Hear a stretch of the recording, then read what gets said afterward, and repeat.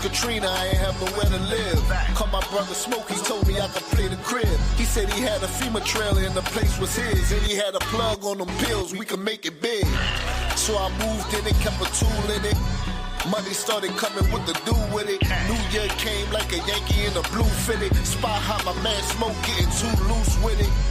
New faces coming in and out the trap. Whole time this the place we land all our hairs at. City told me, Chef, you need to move, that's a fair trap. Come to the crib and shake back before they raid that.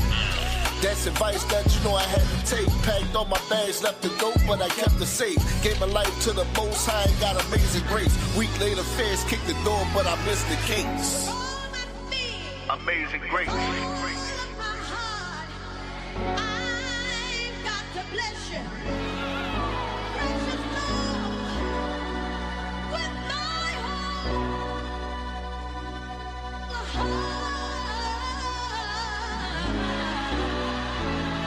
whole 3 open cases sitting in that cell. Replaced the C with an H, I was sitting in hell. I went them up with no commissary, it crushed me.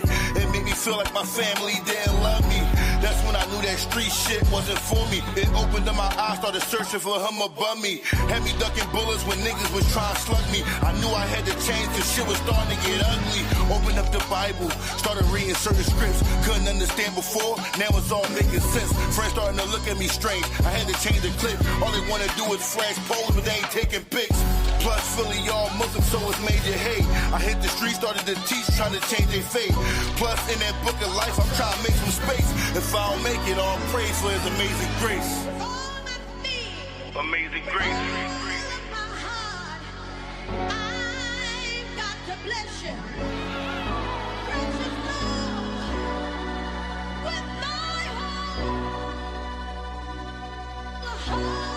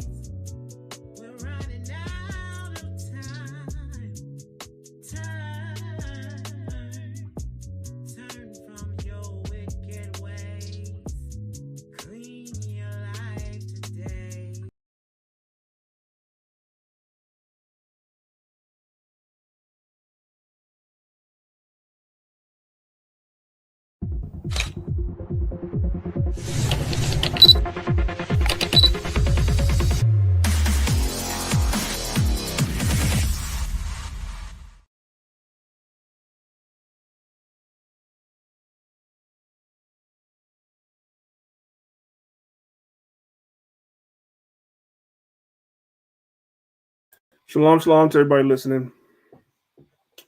Give all praise, honor, and glory to the Most High God, Yahweh. And we do so in the name of His only begotten Son, Hamashiach Yahweh Shai, who the world calls Jesus Christ. I want to say peace and blessings to everybody listening. I want to give a shout out to everybody that's watching us on our YouTube platforms, which is the Lions of Israel class and Maccabeestv. As always, brothers and sisters, please be sure to subscribe to the channels if you're not already subscribed, and also hit the notification bell so you can be notified every time that we go live.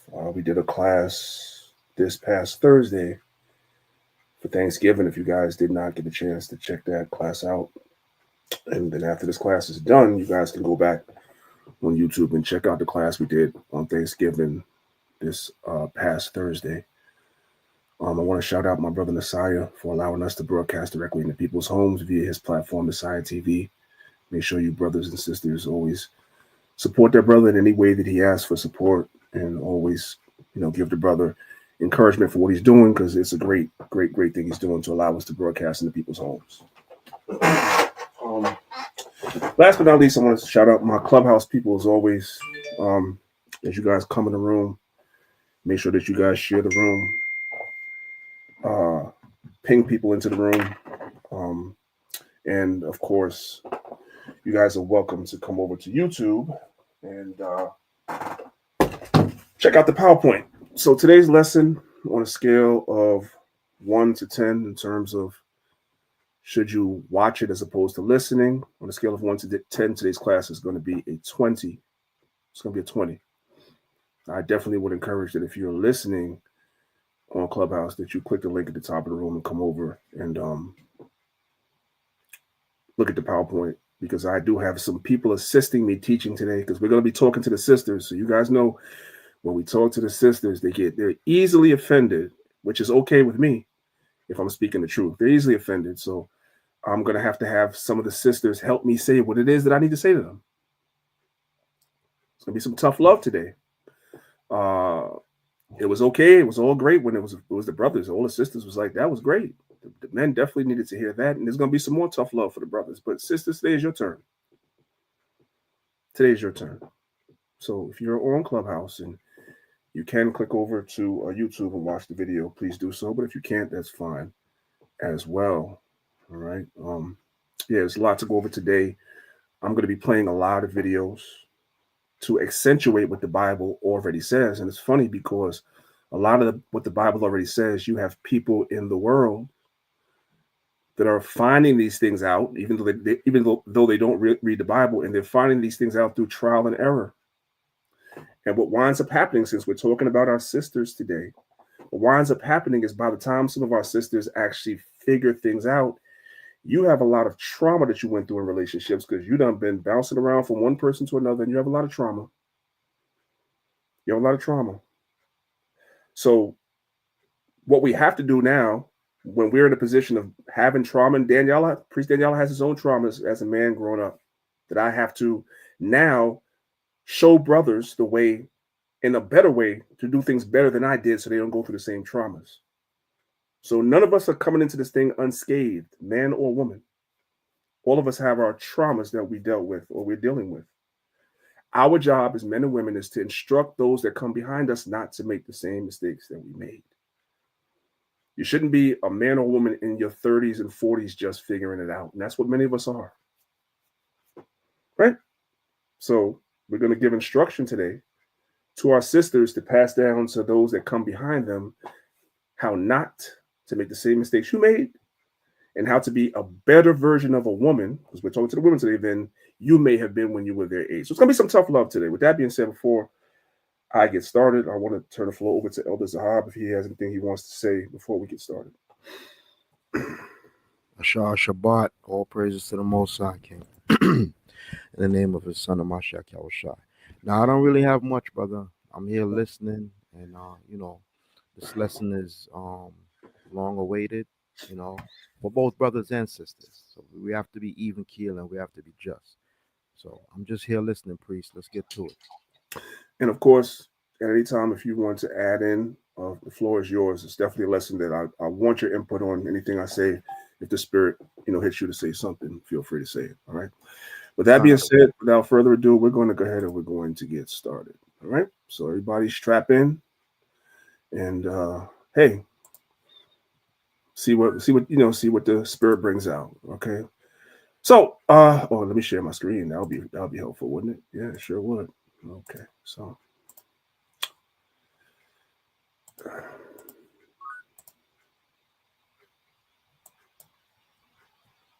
okay.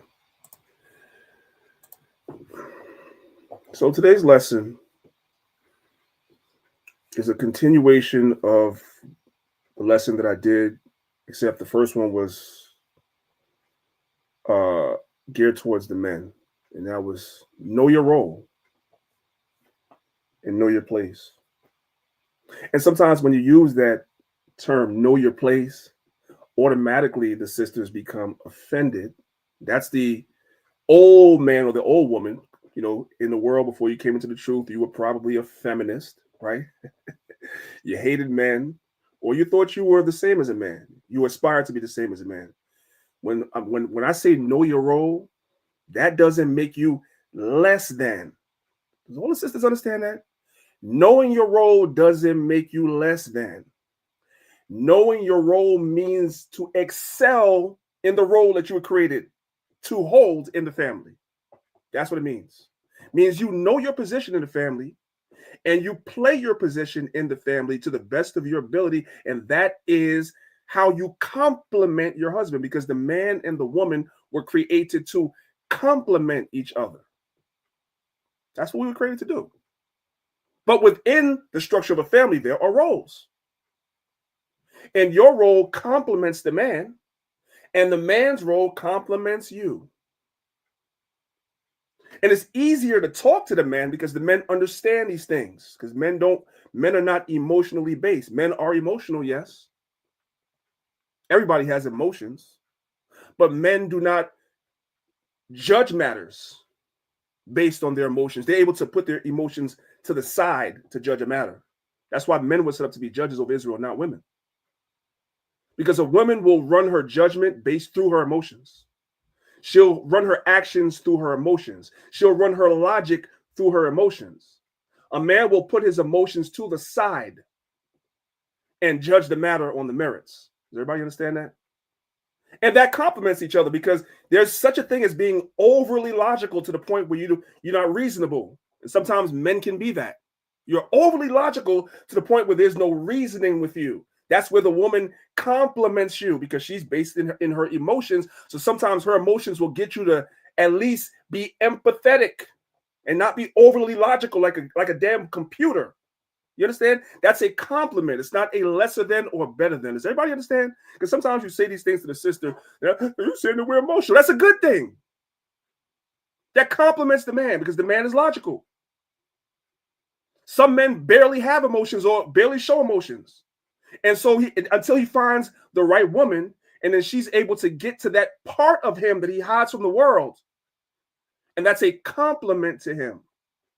So when men say that you're emotional, don't always take it as an offense. It's a compliment. But yet and still, our sisters sometimes are overly emotional. Just like sometimes men can be overly logical, women can be overly emotional, and there's a balance to the two. There's a happy medium in between. And the man and woman are supposed to complement each other. That's the point. And unfortunately, the men don't know their role anymore, except for those the Most High is waking up and coming into this truth. And even with that, sad to say, even some brothers in the truth don't know their role. Some of the things I see on Facebook that men say, I'm like, you don't speak like a leader. You want a woman, you want a family, you want a wife, this and that, but you don't talk like a leader. You talk like a nigga still. That just knows you're an Israelite. And some of you sisters on social media, you say you want a husband, but at your core, you're a feminist still. You're a feminist still. At your core, you still want to compete with a man instead of playing your role that you were created to complement that man and your family. And we're going to talk about that today. And some of y'all are going to be offended, right? And you know what I say? If you are offended by the truth, good. Change. How about that? If you are offended by the truth, I say good. Now change. It's the book of 2 Corinthians chapter 13, verse 5. It says, examine yourselves. That goes for the men and the women. We must all examine ourselves. So we examine the men already, and we're going to examine the men more. And 9 times out of 10, what's really funny is more of the lessons that speaks about examination, more of the lessons of rebuke and reproof. If we was to weight on a scale, I'm talking about not just our camp, most camps, most classes I sit in, most of the rebuke and the correction is aimed towards the men. That's on purpose, because the men be knowing that when we talk to the women, y'all get in y'all feelings. It's harder to talk to y'all. Every time I do a marriage counsel, I don't want to do them. Not because of the men, it's because of the women. Because it's hard to talk to you when you're in your feelings. You've been married to your husband for 10 years. Y'all are having problems. Y'all sit in the council, and you look me in my face and tell me that you have not said or done anything in 10 years to offend that man with a straight face.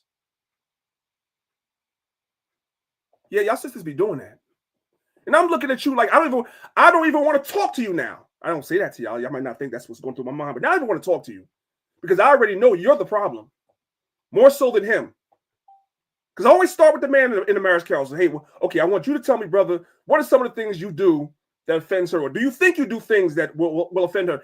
10 out of 10 times the brothers say, yes, I know I got to change this. I got to fix this. And I got to fix that. Okay, brother, no problem. We're going to address all those things. Sister, what have you done in 10 years that you might think that the brother is offended by? Have you done anything? She'll tell me no.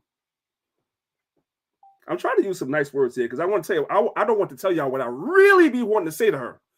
You sisters, when you tell me that. But I'm not going to use any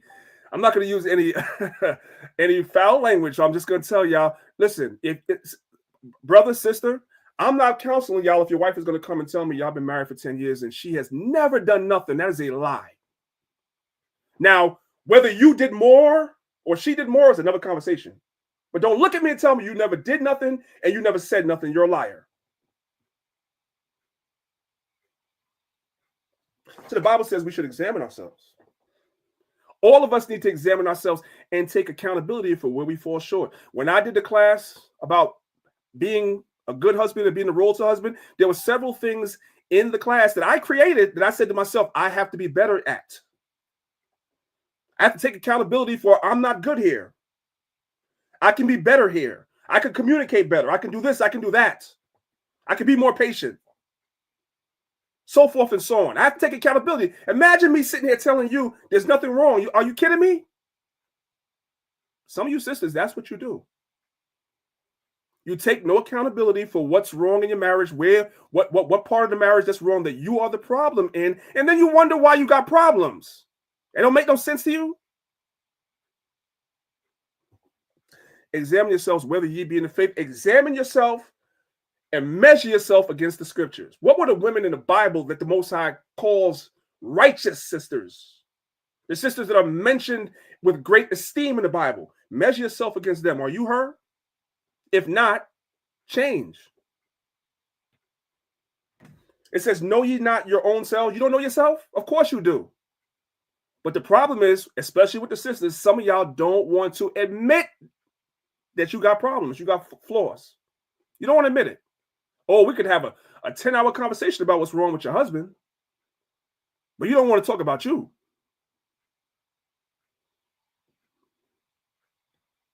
Hey, sis, I'm going to tell you, I'm going to give you a little secret, right? How many of you sisters have a husband that don't like being home? You might be the reason why he don't like being home.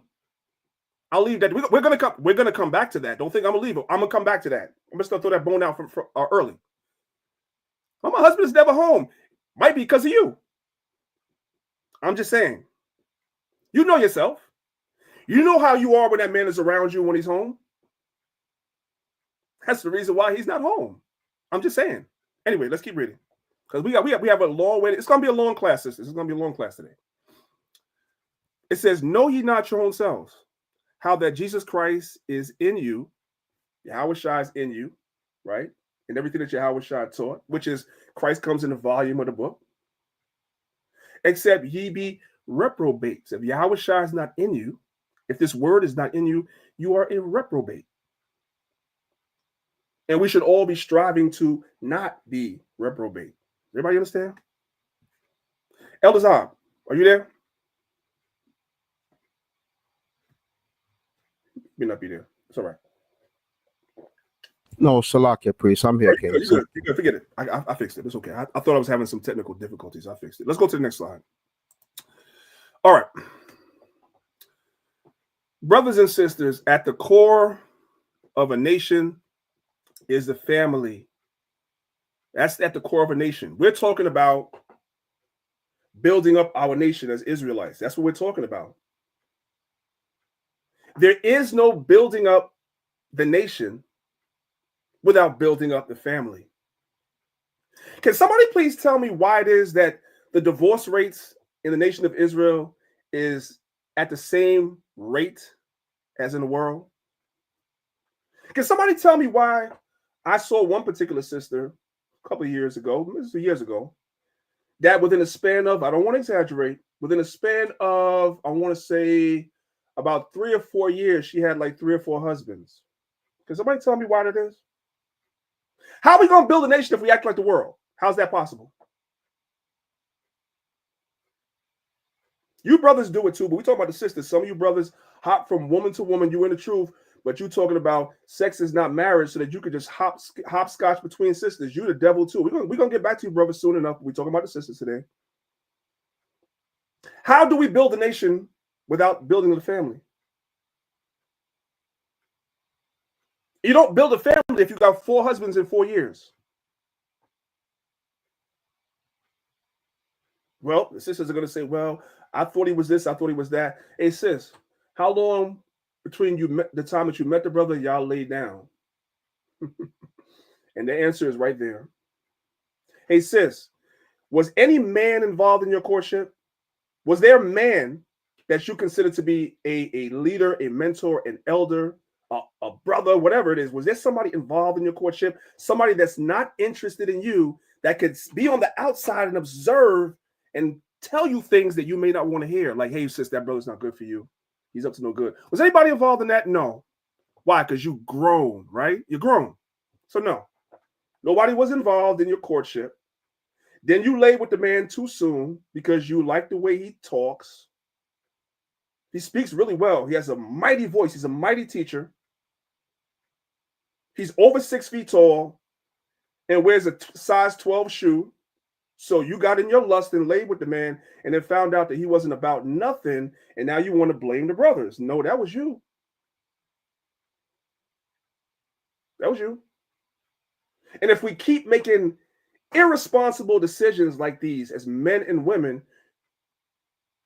and being like the world, we can't build a nation. There's no nation. There's no nation. Right now, in theory, we're the nation of Israel, but there's no nation because there's too much ratchet BS. See, I didn't say the whole word.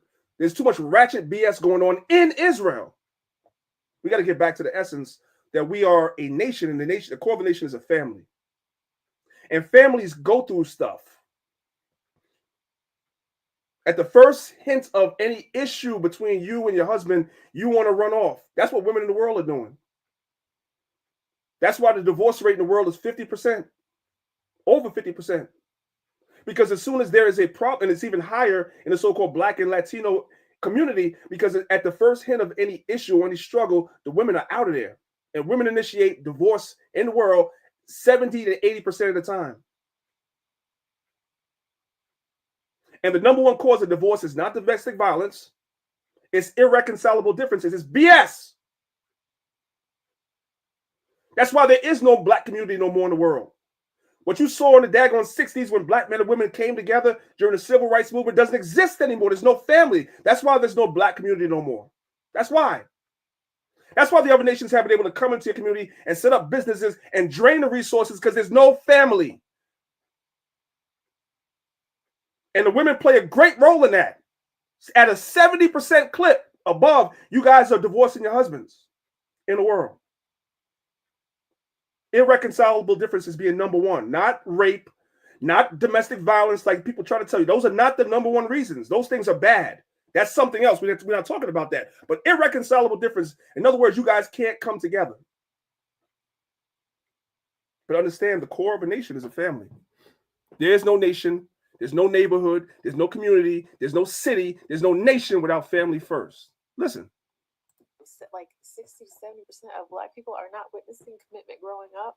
That's a super high percentage. That's why it's so key to have a 2-parent strong home. So the enemy knows that if you got a strong home, right, then you're building strong neighborhood, strong society, strong city, strong state, strong country, strong world. Yeah. That's the way. That's why marriage is so important, because everything is tied to it.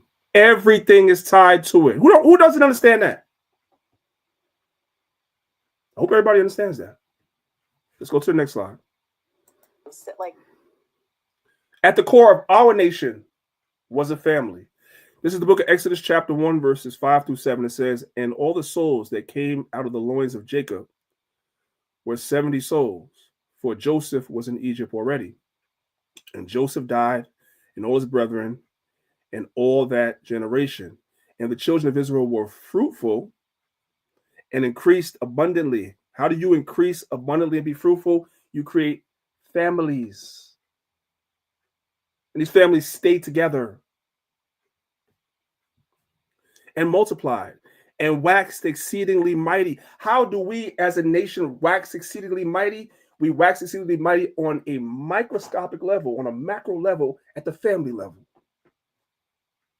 There is no might without family. Let's go to the next slide. This is hand. Okay. Let's go back to the beginning.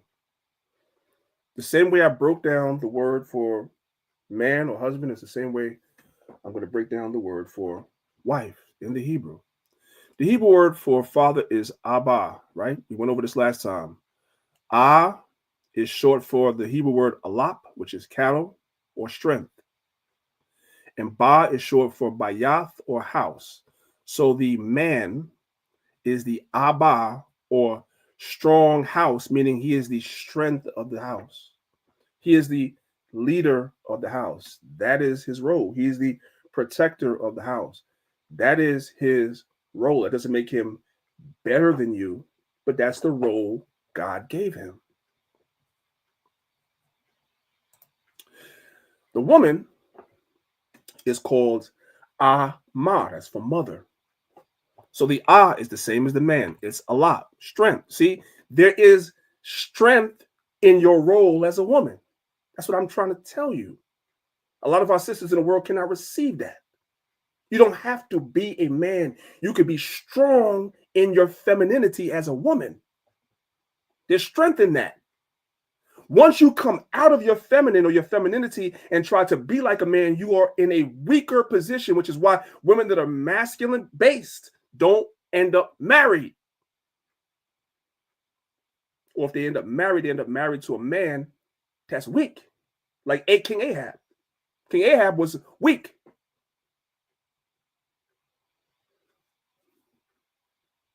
So being a woman is being strong. Not strong and independent, but strong in your femininity, right? So the woman is Ma, or Alap, which is strong, Mayum, strong water, right? Strong water. Now, strong water can be chaotic sometimes. Sometimes women can be chaotic. They can be all these different things that you see here, right? But strong water also, one second, I have the slides out of order. Let me go grab that real quick. Okay.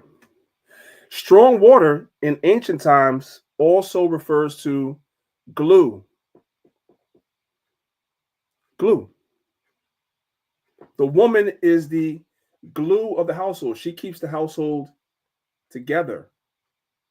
Or she creates chaos in her household, as the book of Proverbs teaches us. A wise woman does what? Buildeth her household. She's the glue to her household. She's that Proverbs 31 woman that was the glue to the house. Or if she has the devil on her, she can be the chaos. Because strong water, like, you ever seen water, like when a hurricane is coming or a storm is coming or a tornado is coming? You ever see water? That water is chaotic. It's destructive.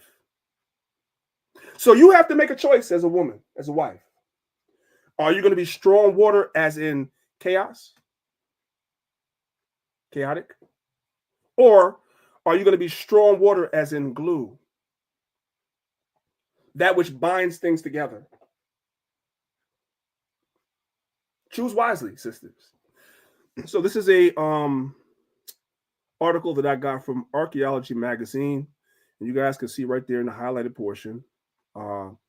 Is this? It says glue in the ancient times, right, was made from the collagen of animal skin. So they would take the animal skin and they would basically boil the animal skin and the collagen. They would separate the collagen from the water, and that's what they would use as an adhesive.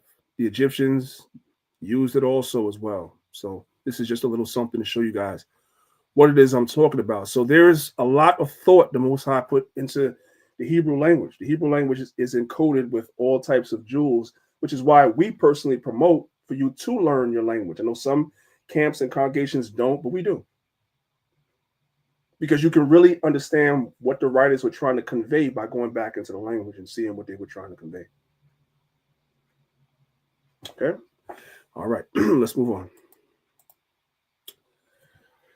So let's read just some basic 101 scriptures that I believe that all of you guys listening should already know, but we're going to read them anyway and make understanding understood. This is Genesis chapter 3, verse 16. It says, unto the woman he said, I will greatly multiply your sorrow and thy conception.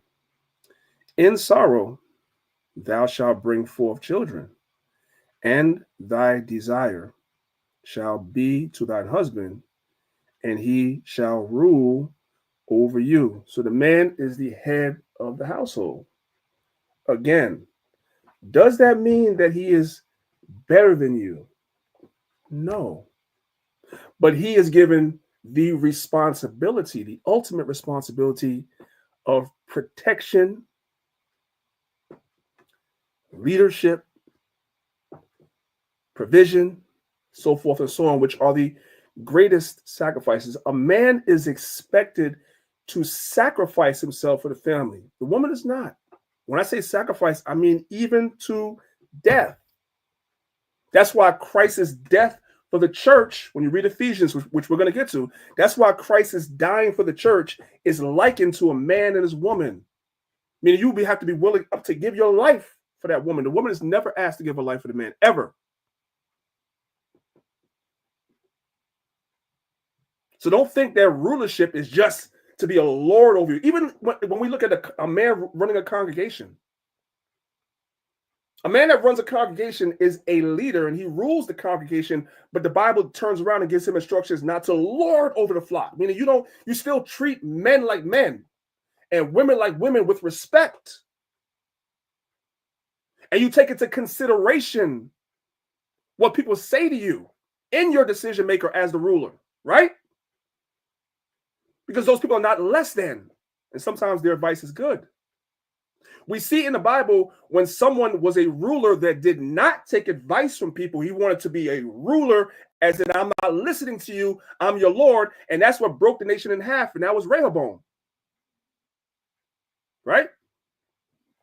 I see Elder Zahabis came back in. Let me just let him in case he... all right. Not bad. Okay. And that was Rehoboam. He was a ruler that didn't listen. And as a result, the nation split.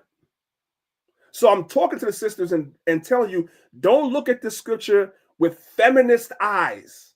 Oh, it says he rules over me. No, that's not what's trying to be conveyed. It doesn't mean he ain't got to listen to what you say and take what you say in the condition, but understand the ultimate judgment falls on him. The ultimate sacrifice falls on him.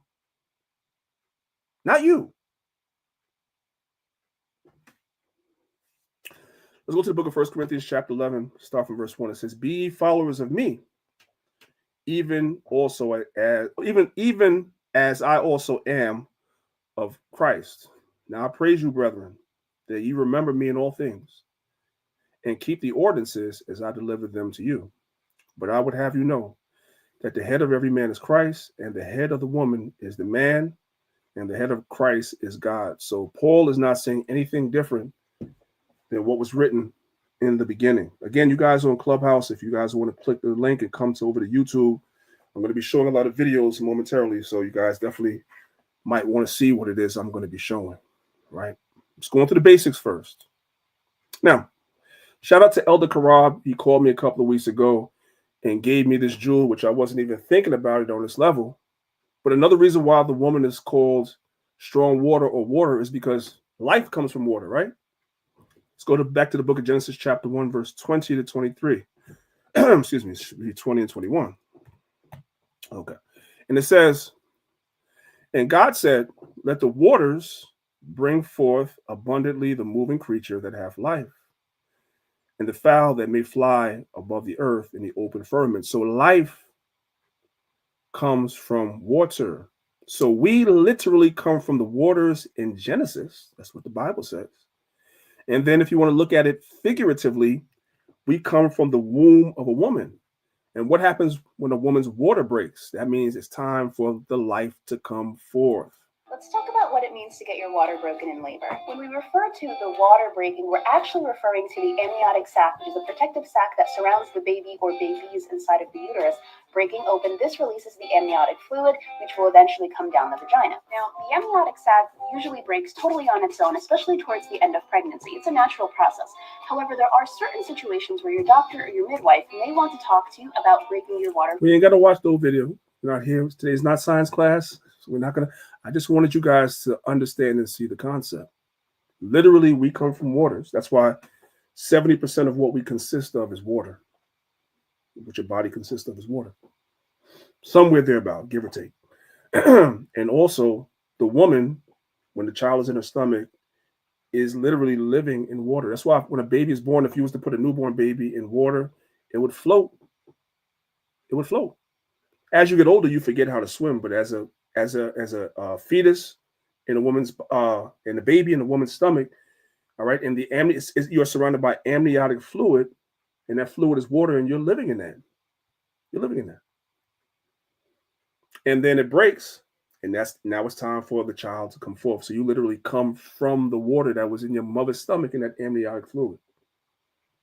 So the woman plays a great role. It's not less than. It's complementary. And that's how we need to look at it. That's how you sisters need to look at it. Let's go to the next slide.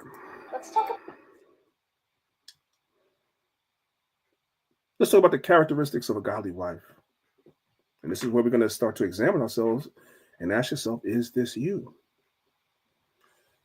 A godly wife is obedient. And obedience doesn't necessarily mean that somebody is a slave over you. Doesn't mean that. You're persistent. You're a loving wife. You're a forgiving wife. You are a selfless person, not selfish. In the world, it's very popular amongst the women, especially the younger women, to be selfish. In a relationship, everything is about the man impressing you and spending money on you and chasing you, and everything is about you to get you. Then when he gets you, he has to do 500 other things to keep you. Everything is about you. They say happy wife, happy life. That's wrong. That's wrong. That's misinformation. There's no such thing as happy wife, happy life. I'm sorry to tell you that. A more correct statement would be happy spouse, happy house, meaning both people need to be happy. Both people, not just one. Give me a second, guys. And that's where the problem comes in, because the world teaches you wrong and teaches us wrong about that. A godly wife is godly thinking, meaning that your actions are always weighed in light of the scriptures, the way your husband is supposed to conduct himself. And that requires sometimes you brothers actually teaching your wife the scriptures so she knows, right? A characteristic of a godly wife is affirmation, appreciation, admiration. Now here's one. Scriptures speak about the aged women, you being an example, being a leadership example over younger women, not the men. Let me add that in before somebody let me add that in. Part in before somebody gets the wrong idea. The younger women, you're supposed to be an example to them. You're supposed to understand your husband. Godly wife. You're supposed to respect your husband. Oh God, that's. You're supposed to teach your children. Patient with your children. So forth and so on. You guys get the idea. Let's go to the next slide. All right. This seems to be a big conversation on social media. But this is actually a biblical concept. This is the book of Ecclesiastes, Sirach, chapter 26. All I want to read is verses 1 and 2. It says, blessed is the man that hath a virtuous wife. Every woman will tell you that they're virtuous, but there are characteristics of a virtuous woman.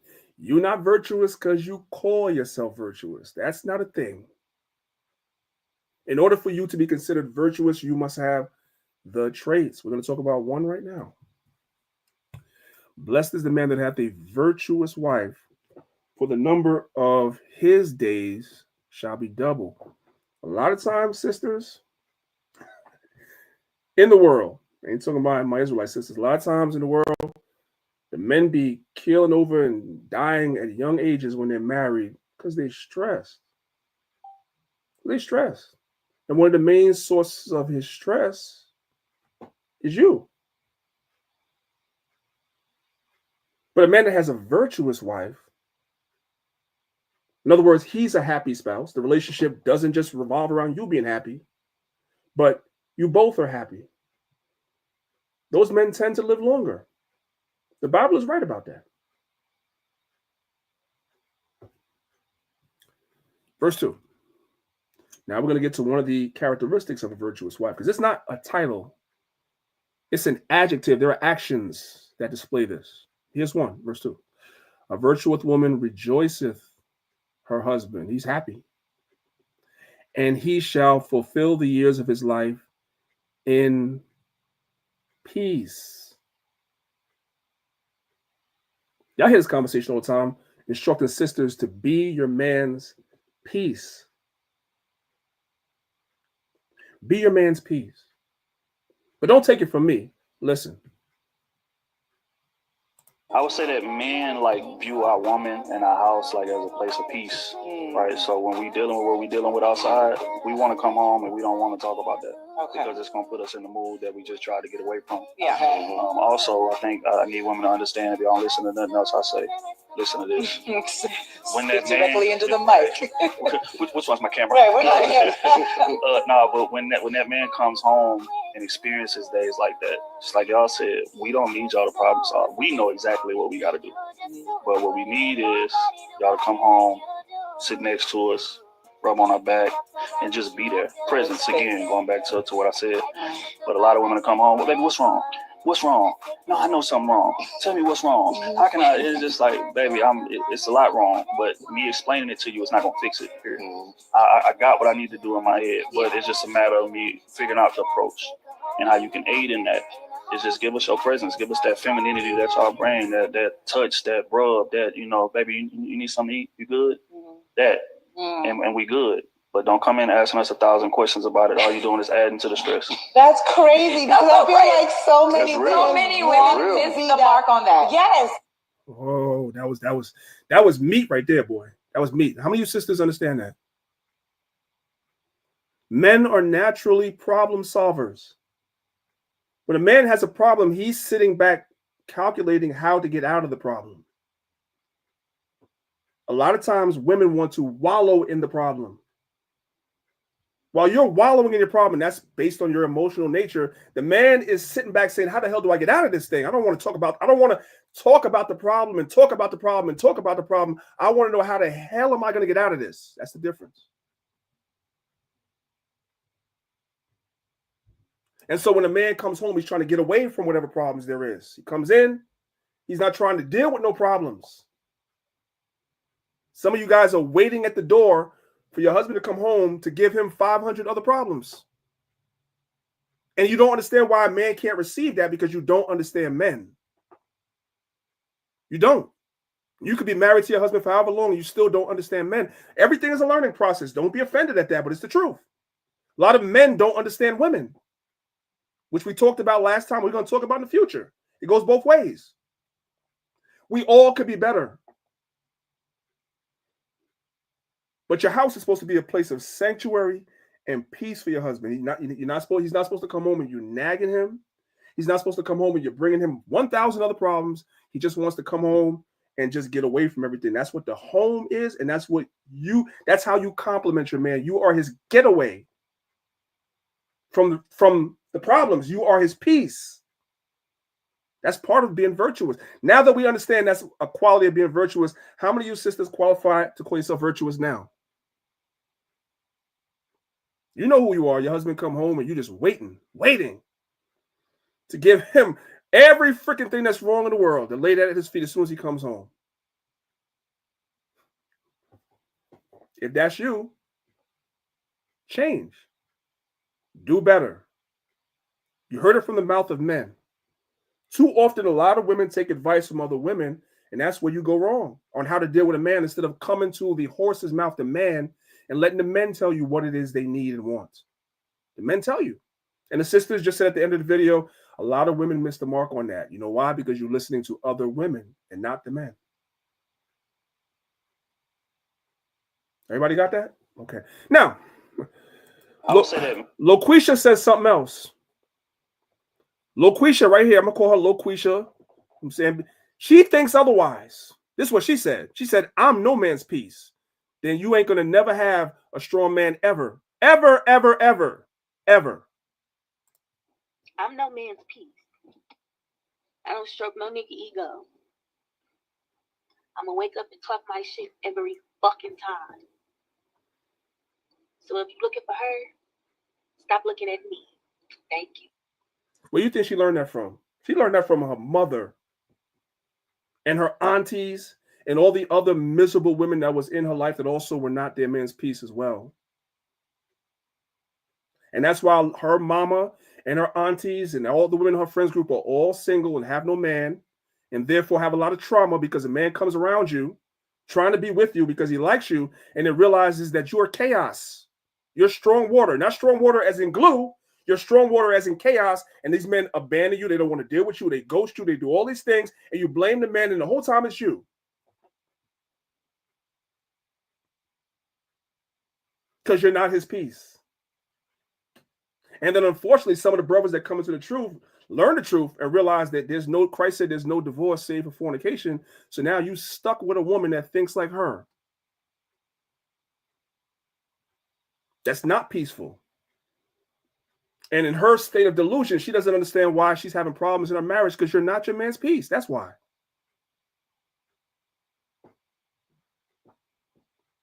And if you're offended, it's probably because it's true. It's probably because it's you. So change. That's it. There's no pulling punches. Change. Zab, you there? If you're there, let me know real quick. Okay, you might be away from your phone. All right.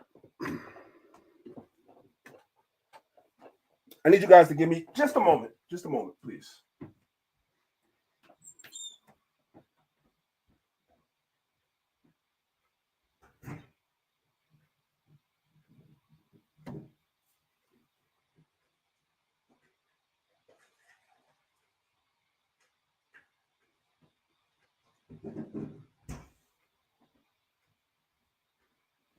All right, so now let's go to the next thing. Are you this woman? This is the book of 1 Timothy chapter 5, verses 14 through 15. First of all, before I get to Timothy, let's look at what's on the left-hand side. The Proverbs 31 woman, which most Israelite women think that they are. She wasn't idle. A lot of sisters in Israel are idle, meaning you don't have nothing to do.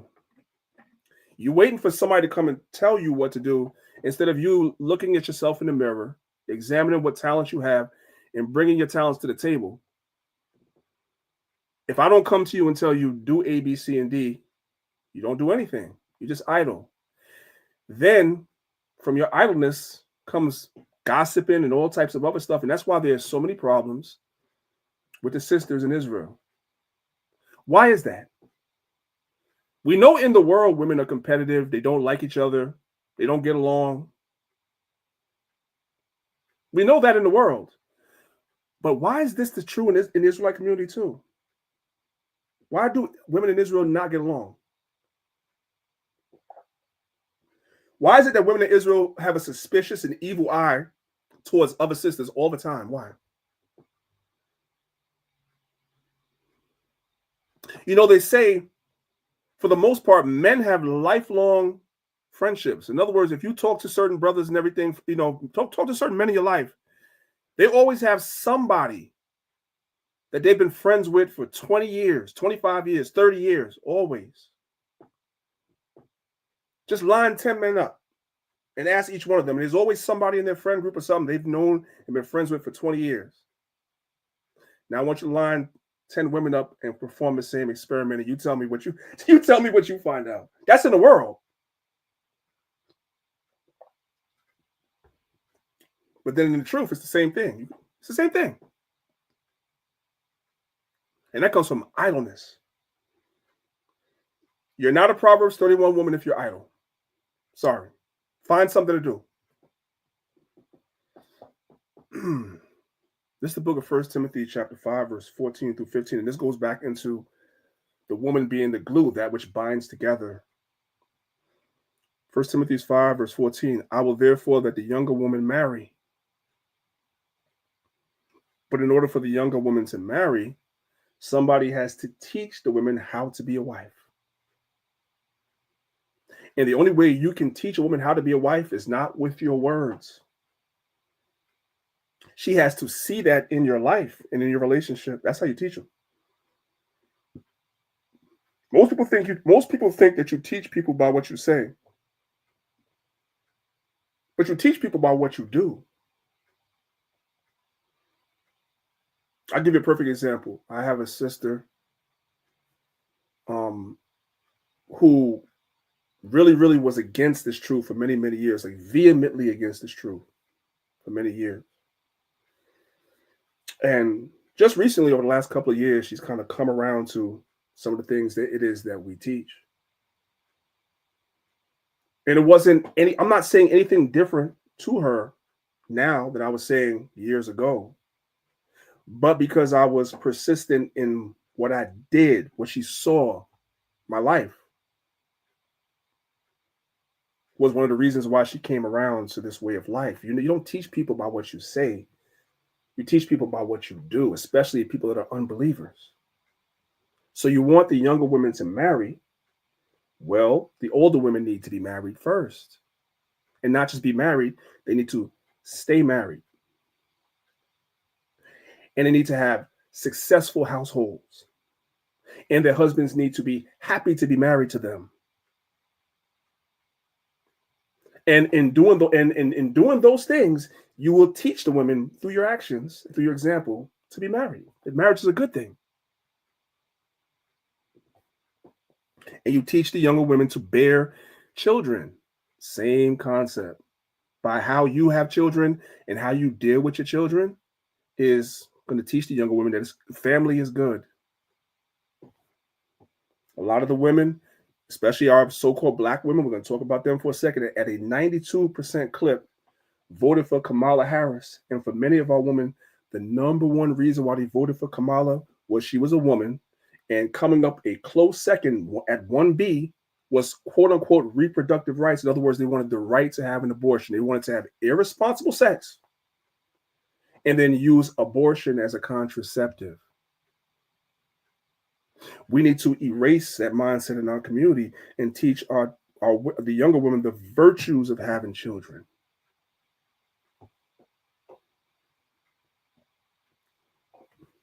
The next one is to guide the house. That goes back to the essence of what the word mother means. She's the strong water. She's the glue. She's the adhesive. She guides the house. The inner workings of the house, the woman is supposed to be control that. So there's plenty to do. Give none occasion to the adversary to speak reproachfully. In other words, there's not supposed to be anything about you as a wife that would give anybody on the outside of your marriage the opportunity to speak down on your marriage. In the world, we have all witnessed, I'm sure at 100% clip, we've all witnessed women that have had husbands, whether you work with them or whatever it is that you know, family members, whatever, that have husbands that when they're around you in the absence of their husbands, they speak down on him. Or in the absence of their husbands, they do shameful things. Their behavior, their conduct is shameful, which is a reflection on their husband. Because now people are looking like, I don't know how I feel sorry for him that he's married to her. I'm glad I'm not him and be married to her. If I tell you guys, man, one of the things that I'm going to tell you, when I worked the corporate world, and I had some corporate jobs, I told you guys years ago, I used to work for NBC for a couple of years. I worked for the liquor company, Remy Martin, that makes Remy Martin, Remy Cointreau. I worked for them for a couple of years. And a whole bunch, I worked for Pfizer Pharmaceuticals for a couple of years. This is all in my 20s and 30s. I worked these jobs in corporate America before I was done with it. And when I tell you that the women that were married, I'm just going to speak open-ended. The women that were married in these corporate jobs and the things that they do, married women that you observe that they do openly without shame, just made me look at their husband. When they would bring their husbands around for company functions where you could bring your husbands, you looking at the man like, that's your wife, damn. We all know this. We've all seen this. That's your wife? Sheesh. I'm just gonna leave that there. Use your imagination. But you expect that in the world.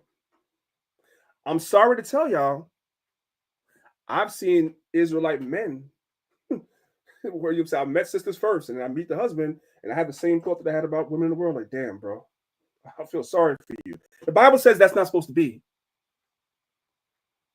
You're supposed to give no one the occasion to speak down on your husband being married to you. And that all goes with your conduct. And then when you do that, you're supposed to pass that down to the younger women to let them know. The reason why a lot of younger people's marriages are in shambles is because the people that come before them, your marriage is in shambles. The reason why the younger women don't know how to treat their husbands is because the older women don't know how to treat their husbands. That's why. They watch you.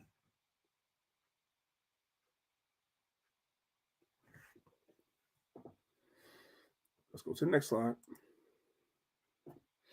The apex woman in the Bible is the Proverbs 31 woman, which every woman says she is. If you ask her, I'll leave it up to you. You'll all say that you're Proverbs 31 woman. Every last one of you. Let's read some of the characteristics of this woman,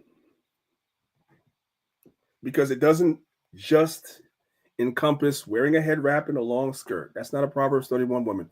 Some of the biggest 304s, I said that's a good one. Some of the biggest 304s in the Israelite community wear head wraps and long skirts. That's a fact. Proverbs 31 verses 10. It says, who can find a virtuous woman? Well, we found out one attribute of a virtuous woman in Sirach says that she's her husband's peace. And husbands, understand you need to be your wife's peace too. She needs to be at peace around you as well. Don't get it twisted.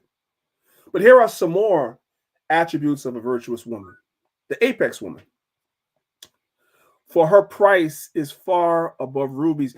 You can't put a price on this type of woman, which means these type of women are rare. They're rare. The heart of her husband doth safely trust in her. He knows that that woman loves him and will do him no harm.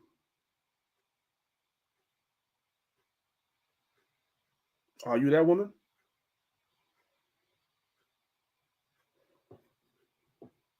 So that he shall have no need of spoil. Verse 12, she will do him good and not evil all the days of her life. You have a lot of women that are wives that you're evil towards your husband. Your heart meditates evil towards your husband.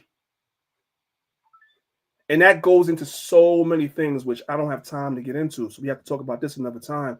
But you're evil towards him.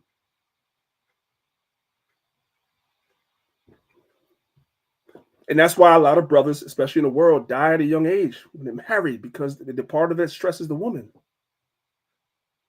When a woman is good to her, do sisters realize that the things that men require of a good wife and a woman aren't even financial?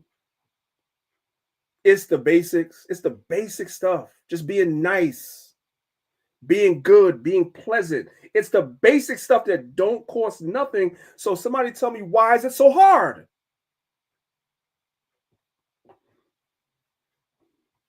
Verse 13, she seeketh wool and flaxen and worketh willingly with her hands. The woman was a willing worker. She's happy to do things.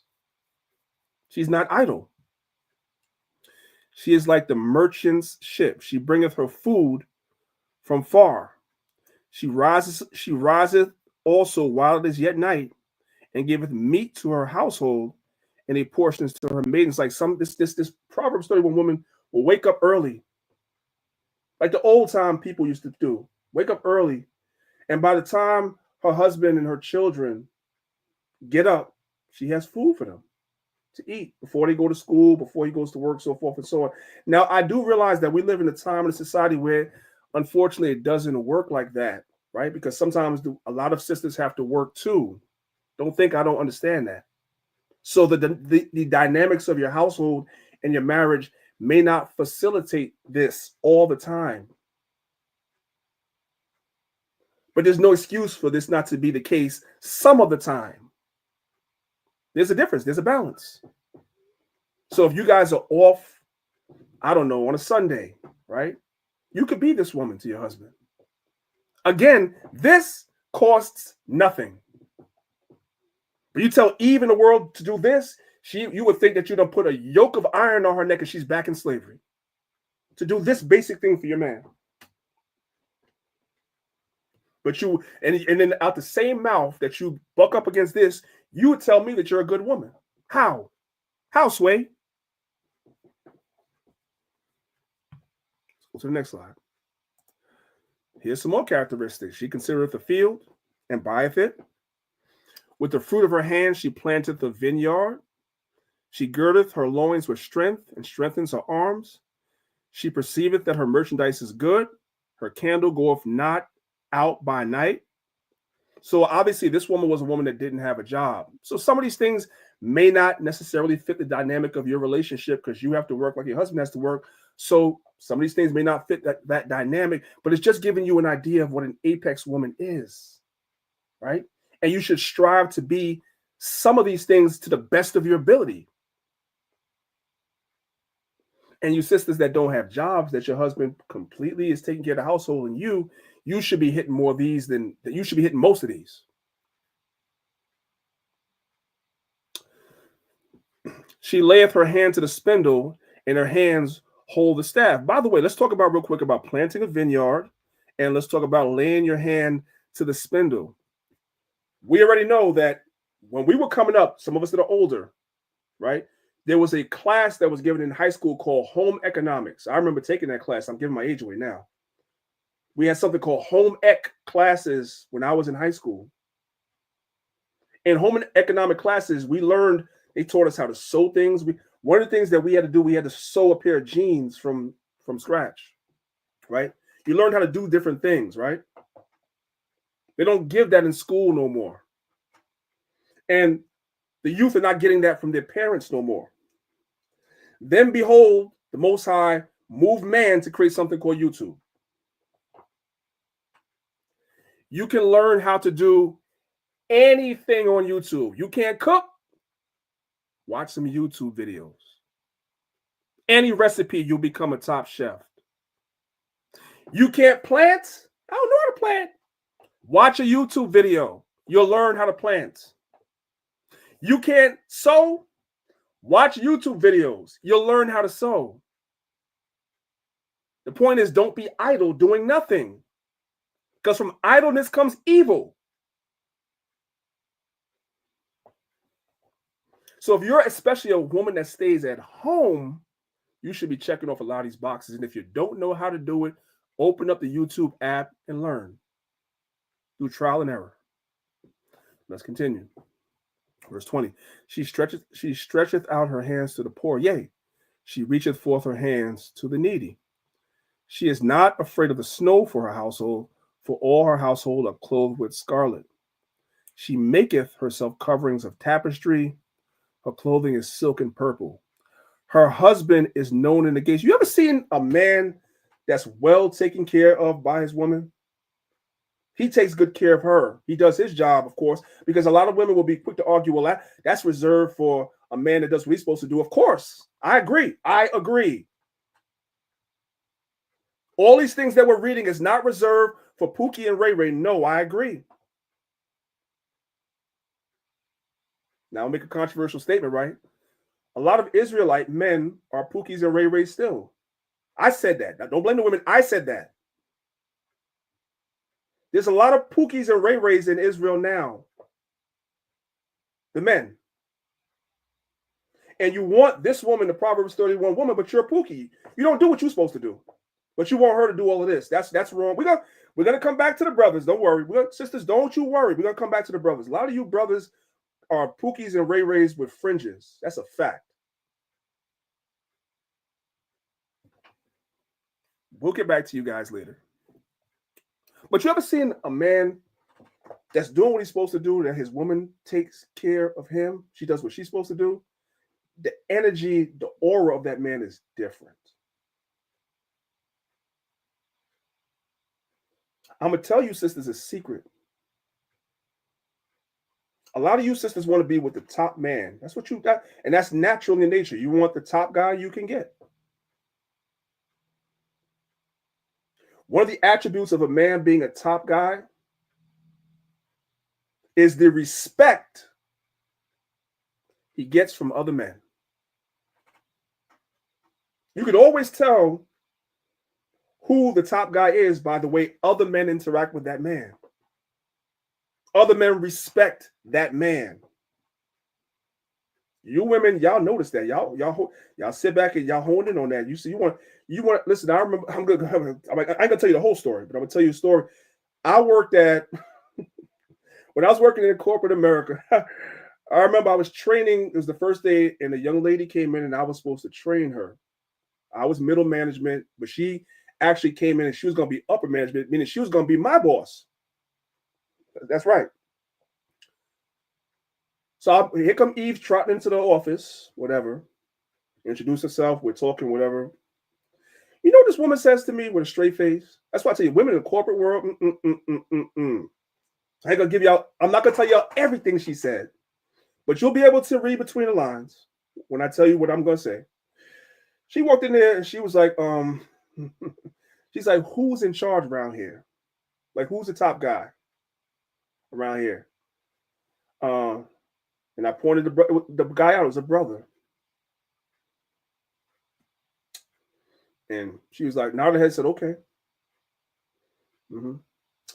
And I want to say, I'll give it like 2 to 3 months. They were together. Use your imagination. They was together. Because women gravitate to that. I'm speaking real. You gravitate to that. You sit back and you observe. I want that guy because he's on top. That's the man. I want him. And that's okay because that is your nature. The Bible is clearly telling you that's your nature. So why am I saying all this to you? Because the Bible says her husband is known in the gates. One of the things that makes men respect other men is his woman.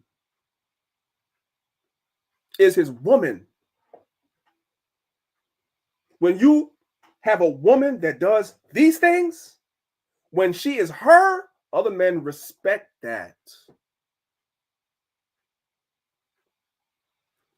You sisters don't understand what type of power you really have. You just don't exercise it properly because you're too busy trying to be men. instead of being strong in your womanhood and your femininity. These things that this woman does is feminine, and she's strong in these things, and therefore she was able to get a top guy that's respected by everybody else, which is what every woman wants.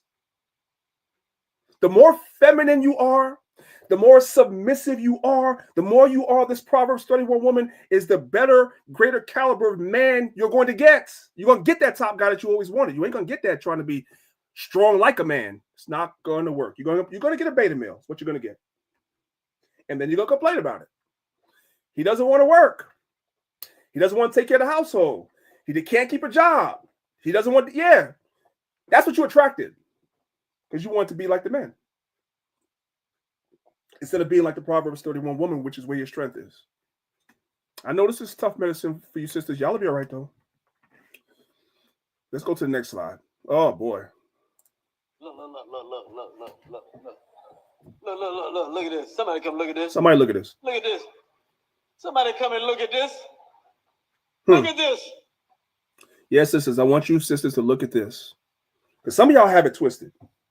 So let me help you out. This is Proverbs 31, another sign of a virtuous woman. Verse 24. It says, she maketh fine linen. So we already discussed the fact that she was industrious. She had certain skills, which every wife can obtain by watching YouTube. So she makes fine linen and selleth it. Translation, sisters, the sister was bringing money in the household too, even though she was a stay-at-home wife. Her husband did not have to go out and get 2 and 3 jobs like in this economy. In this economy, it takes 2 and 3 jobs sometimes to get by. That's why a lot of you sisters have to work. But if you are fortunate enough to be a and I've known sisters like this in this truth, which I just had to shake my head. If you're fortunate enough to have a husband that allows you to stay home, he doesn't want you to work, and he winds up going to get 2 jobs, and you sitting on your hands and doing nothing, you are not a Proverbs 31 woman. Stop saying that. You're not. You're not virtuous. Sorry, sis. You can be the nicest person. I ain't saying you're not nice, but you're not virtuous. Because these are the characteristics of a virtuous woman. She maketh linen and sells it. She creates some type of business to bring money in the house to alleviate the stress from her husband. That's an apex woman. A lot of sisters have it twisted. You think when the Bible says a man should provide for his household, it means that you can't bring nothing in. You don't have the responsibility of bringing nothing in. Oh, you don't have to, but you're not a virtuous woman either. So pick your poison. You're sitting back on your hands, watching your husband work himself practically into the grave, and you're fine with that. That's evil. If that's you, change it. Well, I don't know what to do. Watch some YouTube videos. Pick something. Watch some YouTube videos. Pick something up. Learn to do something. I don't care what it is. Learn to do something. There's so many things out here now you can learn. You can learn to edit videos. If you want to edit videos, you can learn to sew. You can learn to make things. You can learn to make soaps and oils and butters and whatever. You can learn something. Start a business. Try to bring some money into your household to help your husband. You could do that. And your husband would appreciate it. I'll just let that sink in. I'm going to move on. Never do this, sisters. Do not be her. This is Proverbs 14, verse 1. Every wise woman buildeth her house, but the foolish woman plucketh it down with her hands. That's why I said the woman is strong water. Strong as in glue to bring things together, or strong water as in chaos. This is the woman that's chaos. The wise woman will build her house, but the foolish woman will pluck it down. But let's let an older sister tell you. It's like the aged woman is supposed to tell the sisters these things. Listen. My mother told me, she said, you never hit a man where he's weak. Never.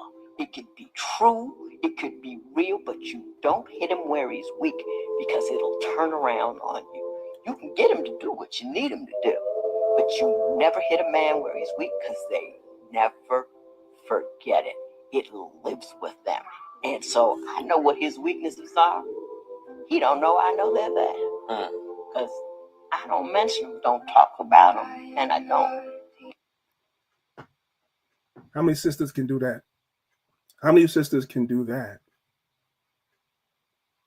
You can pluck your house down with your mouth. You can tear your house down with your mouth. Obviously, you're not physically stronger than a man, but you can say things. And when you say things to a man, as this wise sister says, men don't forget. They don't forget.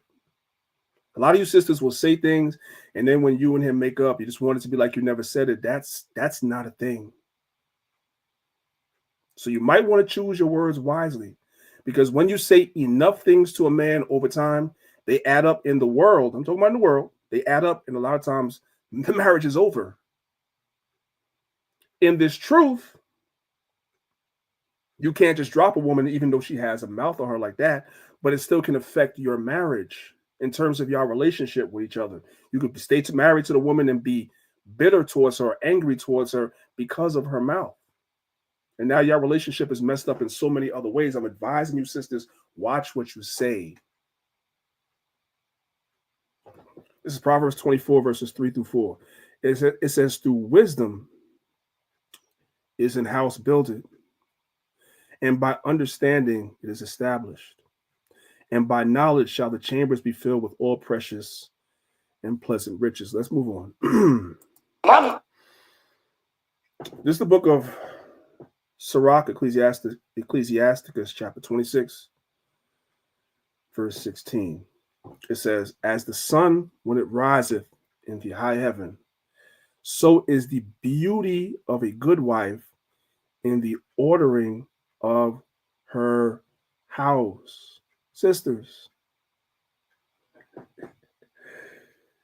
when the Bible says you should guide the house, part of guiding the house is adding beauty to the house, turning the house into a home. That's what Luther Vandross saying about that. A house is not a home. There's a difference between a house and a home. One of the most attractive things you can do as a woman isn't even related to your beauty, your outer beauty. There's a whole level of beauty that a husband will find in a woman that orders her house. When he comes home, the house looks good. It smells good. It's all these things, right?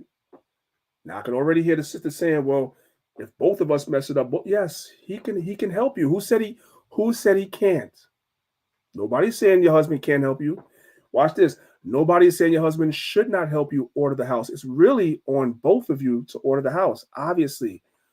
But I'm telling you, if you really want to appeal to that man in other ways, you doing it is beautiful to a man. It's beautiful to a man. It makes a man feel hella good when he's in the world. He comes home and there's not a bunch of dishes in the sink and it's not shit. There's not stuff flinged everywhere all over the place. Nah. The men will tell you, ask your husband. When he comes home and you just finished cleaning the house, that makes a man feel, that's beautiful to a man.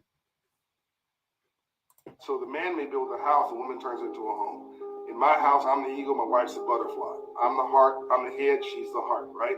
I build it, she takes care of it, right? I go run and make things happen, and she takes care of me so I can make it happen. It's a partnership. You got to figure out what your roles are, right? Did you got that? Know your role. Because each thing complements the other. I like what he said the last thing. He said, she takes care of me so I can take care of the house. See how that complements each other? It's not one being less than the other one. No, it's a compliment.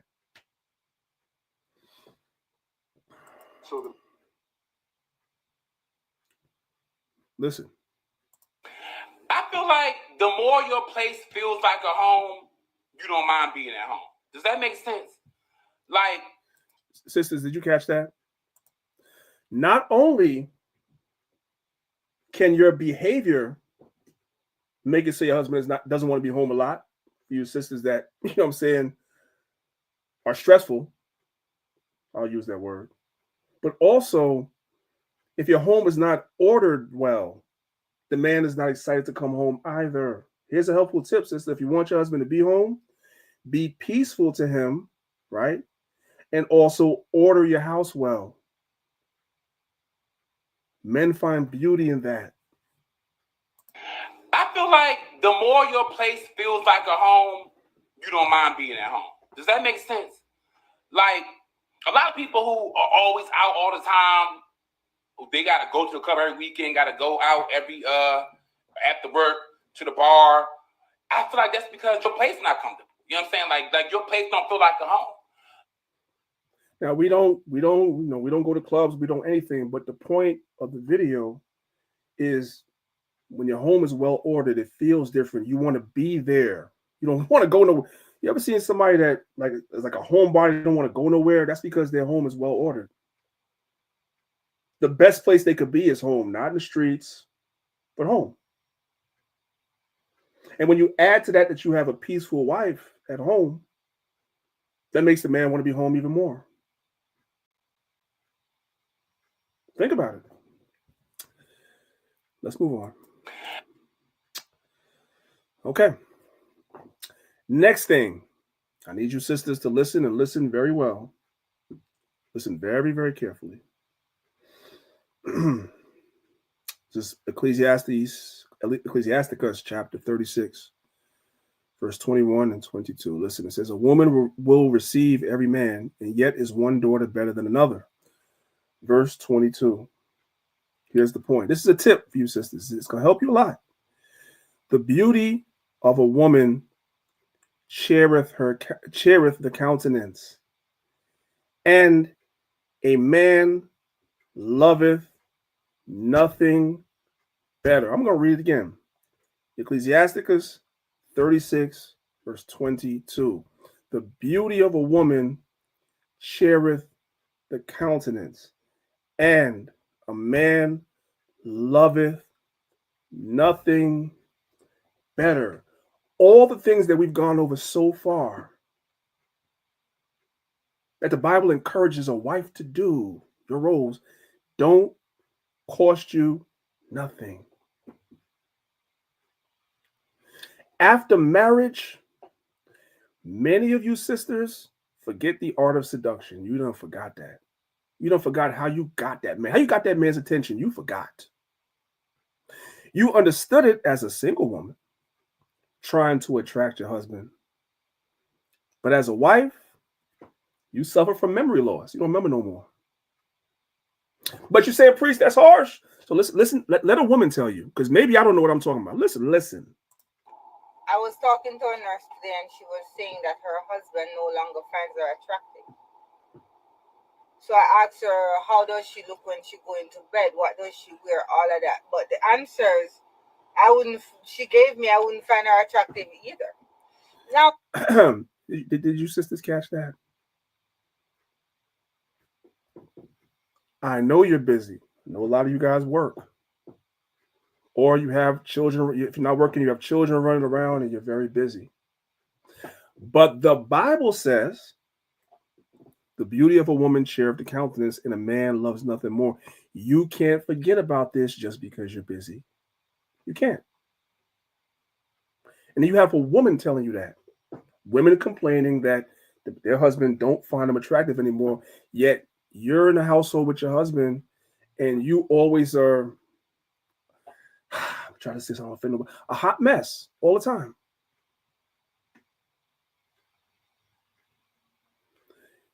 You do realize that you don't need to be going out to put something on that your husband likes. You don't have to be going nowhere. You don't. Some of you sisters only put yourself together when you're going somewhere.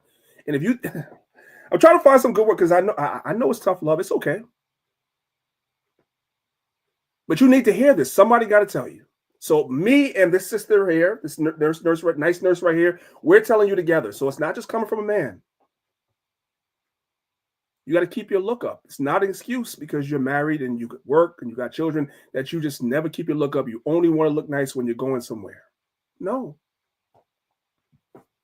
Let her talk again. Let's start from the beginning. I was talking to a nurse today and she was saying that her husband no longer finds her attractive. So I asked her, how does she look when she go into bed? What does she wear? All of that. But the answers she gave me, I wouldn't find her attractive either. Now, ladies, it doesn't matter how long you are married or how long you're in a relationship with your man. You gotta be enticing sometimes. You gotta smell nice. Laundries are cheap. Our sexy little night wears are cheap. Why can't you guys just get into the habit of being attractive for the man that you live with?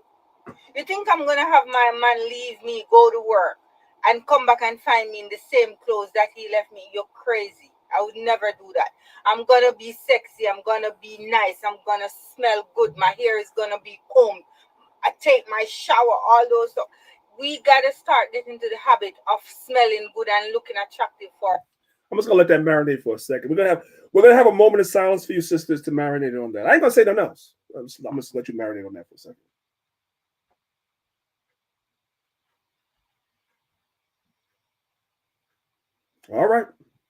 All right. Hey, if that's you, change it. And let's move on. The power of the feminine and femininity. It's encoded in the Bible. So we just read the beauty of a woman shareth the countenance. Now, our foremother Judith understood the assignment. She understood the assignment, right? The Most High was going to use her to smite one of our enemies that was oppressing her. But in order for her to get in that close enough to our enemy, to be able to do that, she understood the assignment. I got to look the part. Got it? Okay. This is the book of Judith, chapter 10. Let's pick it up from verse number 1. It says, now after that she had ceased to cry unto the God of Israel, and bad made an end of all these words, she rose where she had fallen down and called her maid, and went down into the house in the which she abode in the Sabbath days and in her feast days. And she pulled off the sackcloth which she had on. In other words, she knew I have to change how I look if I want to get close to that man. If I'm going to attract that man, it's going to get close enough to him, I got to change how I'm looking. And put off the garments of her widowhood, and washed her body all over with water, just like that sister said, and anointed herself with some daggone shea butter or whatever you put on your skin, lotion, whatever it is. Lotion is kind of cancerous, y'all don't use that, but anyway, that's another class. Anointed herself with precious ointment, meaning she smelled good. Braided her hair, meaning she did her hair, right, of her head, and put on a tire on it. The tire represents she put on a head wrap, right? And put on the garments of gladness. She knew exactly which dress to put on that was going to get the attention of the person that she intended to get. Watch this. Here comes the point I'm trying to make with this. These are all the things wherewith she was clad during the life of Manasseh, her husband, meaning when her husband was alive, this is what she did. She bathed herself, put stuff on her skin to make her skin shine. She put on precious ointments, right? She made herself smell good. She kept her hair done, right? And she wore certain types of dresses and stuff. She did this while her husband was alive because that's what he liked. That's what attracted him to her. So she kept it up. Verse 4. And she took sandals upon her feet. She wore nice shoes and put about her bracelets and her chains and her rings and her earrings and all her ornaments, and decked herself bravely to allure the eyes of all men that should see her, because she wanted to attract this particular enemy that was oppressing Israel. She wanted to get close to him so she could deal with him. So you know what she didn't do? And so what she didn't do? She didn't get into her masculine. Her power was where? Her power was where? In her femininity. That's where her power was. I keep telling sisters that. You want to be like a man too much and don't realize the power that you already possess. That's how Eve was able to get Adam to go off. She did it in her feminine. This sister used her femininity for a good cause. But the point I'm trying to make to you is that she understood these things, right? And she did this while her husband was alive, meaning she didn't just do it in this particular occasion after he died. This is what she always was doing for her husband.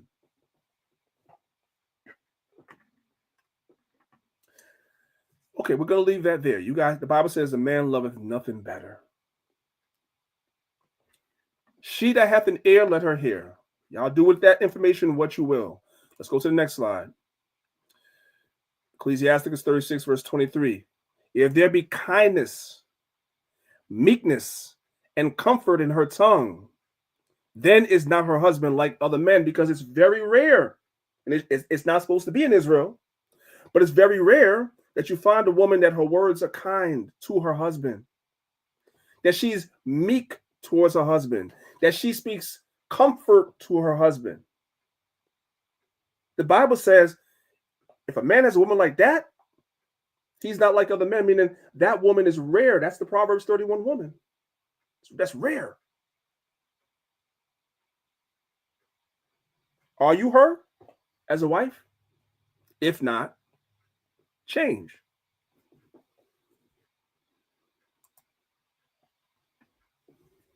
Let's go to the book of Ephesians chapter 5, verse 24.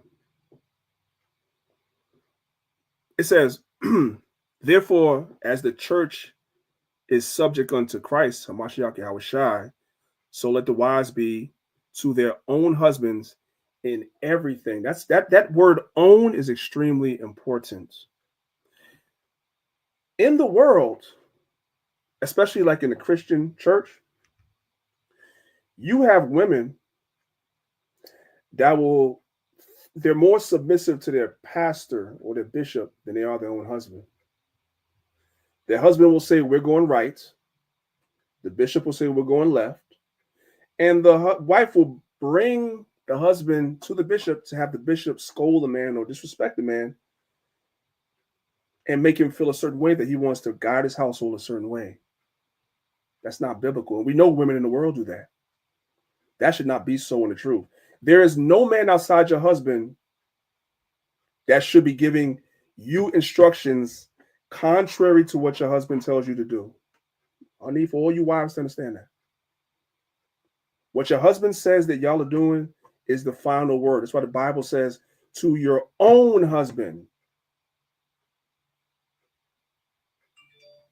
Even me as a leader, Elder Zahab as a leader, when we give instructions within the camp, these are general instructions, but then there's also instructions within your household that your husband is going to give, and you're supposed to follow that. And if what Priest Danyaahla says contradicts what your husband says, you go with what your husband says. That's what the Bible says. Do not weaponize a leader or a bishop or their words against your husband. That's wrong. Now, when the Bible says being subject or obedient to your husband, that's not slavery. That's what is taught in the world.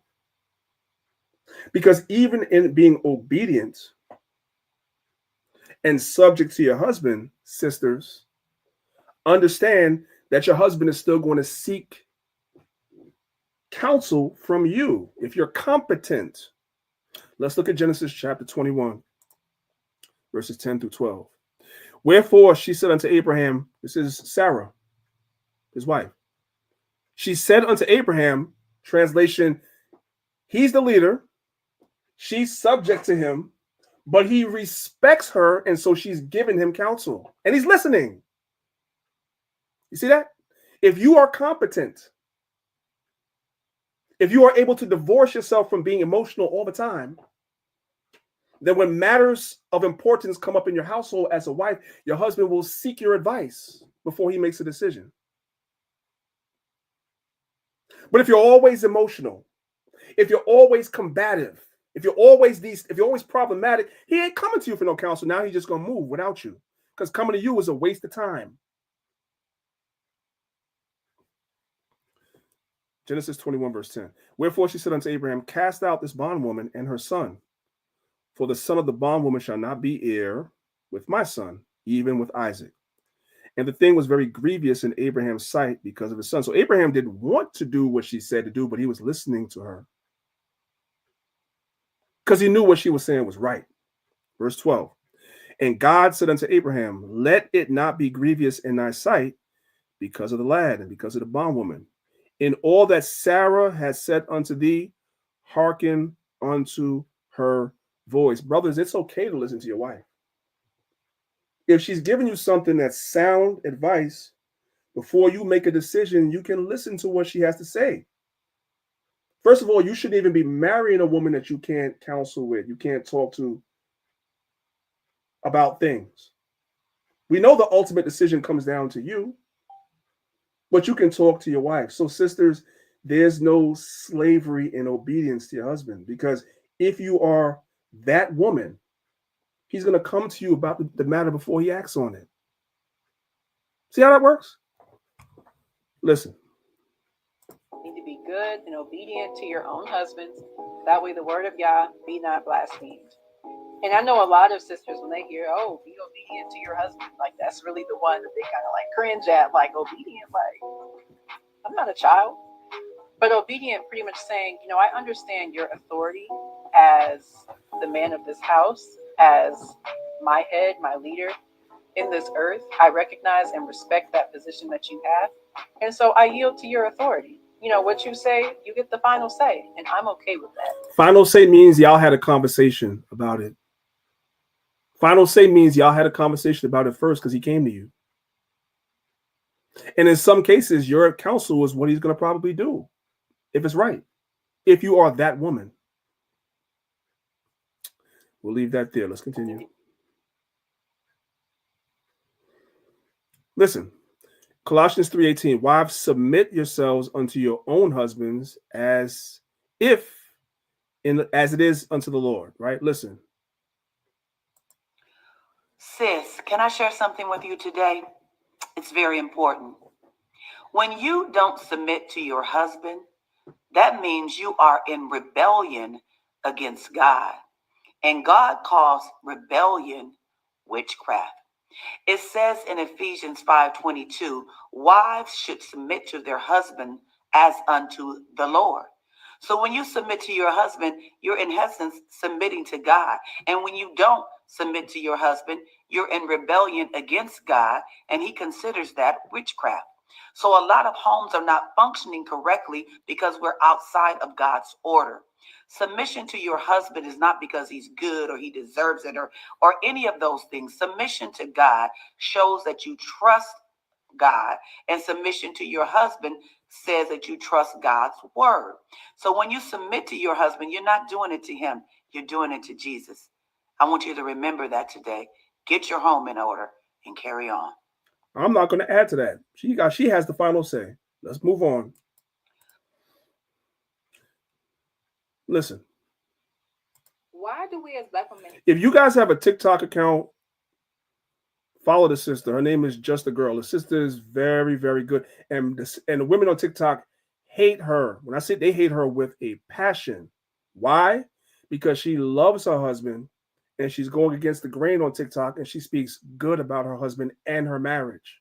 And the women on TikTok hate her. Her account is called Just a Girl. If you're on TikTok, follow her. Follow her. It's a good sister. I'm sad that she literally just converted to Islam, like literally over the last couple of months. But outside of that, she's on point. Hate the word submission. Like, it really blows my mind the amount of black women I hear. I don't like that word. It just doesn't feel right to me. I don't believe in that. You submit every day when you go to work. Like, we submit every day in our lives. It's okay. How do you want a man to protect you, provide for you, sacrifice his life, give up his money to take care of you, but you cannot submit and follow his lead? Trust that he got you? Trust his authority? Respect his authority? How? Like, it doesn't make sense. I don't know when I don't know when our minds just took everything and made it negative. Social media did that, sis. Social media did. We're gonna leave that there. Again, if you guys are on TikTok, her account is just a girl. All her videos are good. All of them. This is all she talks about, day in and day out. At war with other women on TikTok that are against this mindset. Let's move on. Why? I'll skip this slide for now. It's kind of more of the same. All right. This is the book of Titus, chapter 2. Let me just fix this real quick. Fix this really quickly so you guys can see it. Okay. This is the book of Titus, chapter 2, verse 4. It says that they may teach the young women to be sober. A lot of times when we see the word sober, we automatically in our minds think about alcohol. And that is true, but this goes a lot deeper than that. One of the synonyms for being sober is to be temperate. Temperate. Not chaotic. Temperate. That makes it easier for your husband to deal with you, to live with you, if you are temperate, easy to get along with. Real quick, since I said something about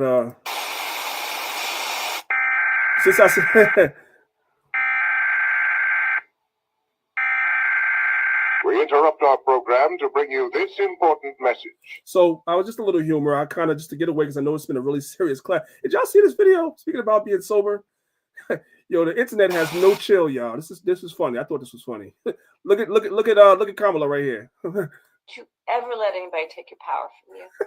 Who did this? You have the same power that you did before November 5th. And you have the same purpose that you did. Somebody done put a liquor, because they said in this interview she was drunk. So somebody edited a liquor bottle in her hand. I thought that was funny. Anyway. Back to your regularly scheduled program. All right, now back to being serious. So to be sober is to be temperate. You know what? Some synonyms for being temperate is agreeable. Another synonym for temperate is to be pleasant. Are you pleasant to be around, sis? For your husband? Or not?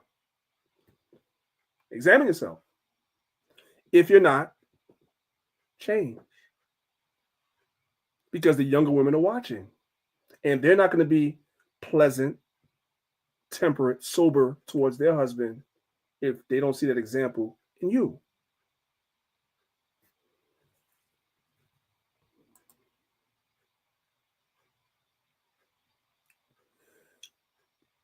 Verse 3. Titus chapter 2, verse 3. Let me just fix this real quick. You know, guys, we build it while we fly. I always tell you that, right? So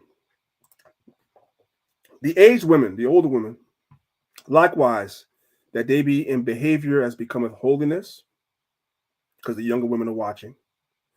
Not false accusers, which happens all the time amongst the sisterhood. I have so many squabbles and beefs amongst the sisters. It's crazy.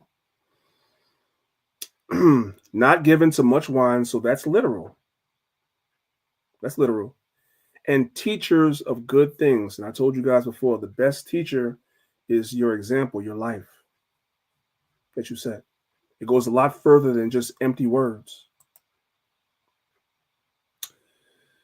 What else about the aged women? They need to be discreet. Well, the aged women in the church are not discreet. These women in the church are dropping it for Jesus. This is ridiculous. My man loves me. He provides for me. He protects me. So tonight, I'm going to drop it low just for him. Drop it low for Jesus. Drop it low for Jesus. You know the reason why these sisters think that this is okay to do in the churches? Because the older women made it okay. They made it okay. Keep the Lord in mind. When you dirty wine, drop it for Jesus. Keep the Lord in mind when you dirty wine. What? Okay, we're going to go to the next slide. I know there's children watching. This is crazy.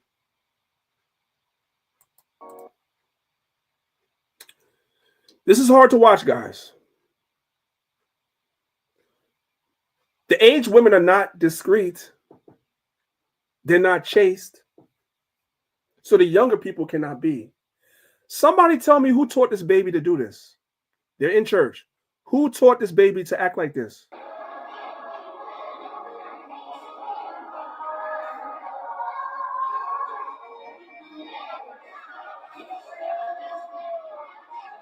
Keep watching.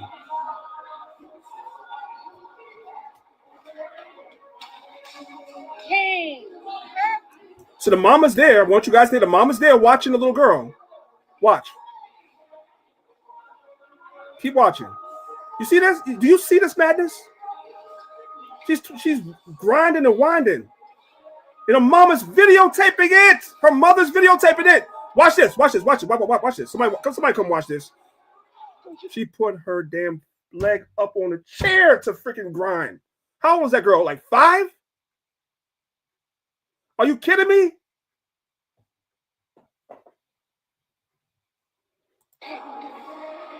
I'm going to stop it there. I don't want to see anymore. Then at 15 years old, when she's been touched or she pops up pregnant, you're going to be like, well, I don't know how that happened. Because she was watching you. And you sitting there filming it. Anyway, let's move on. Some of you guys, your Lord and Savior is Beyonce. The Bible says the women should be keepers at home. Some of you worship Beyonce like you should be worshiping the Most High. Listen to this real quick. I can't cook. I'm the worst house. I'm the worst.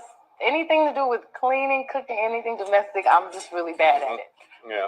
Well, I have time. I'll figure it out. I'm sure you've got other things, other priorities right now. Little things.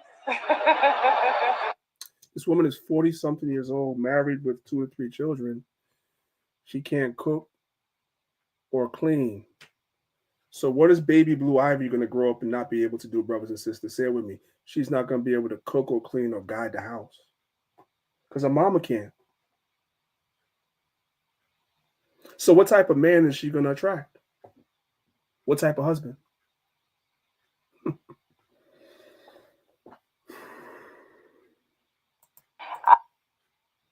And let's not forget Cardi B. What she say? What Cardi B say? I don't come make it clean. I don't cook. I don't clean. Cardi B says she don't cook and she don't clean. Right? That's what she's teaching the younger people that are fans of hers at the concert. That's all at the concert, cheering her on, repeating the lyrics. 5 minutes later, she's cleaning. You guys see that? Behind the scenes, what is she doing? She's cleaning.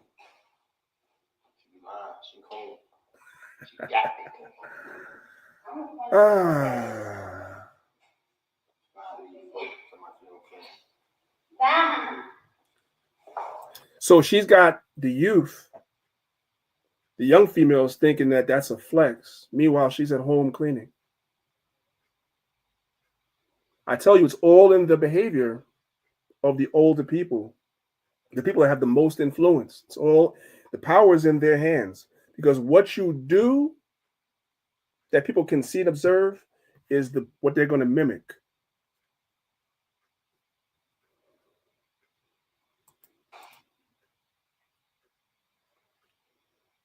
This is a flex. Now what I need for us to do is we need to separate her outfit. We know the outfit is not becoming of holiness. So I'm going to separate what she has on. Let's just do that. Separate what she has on.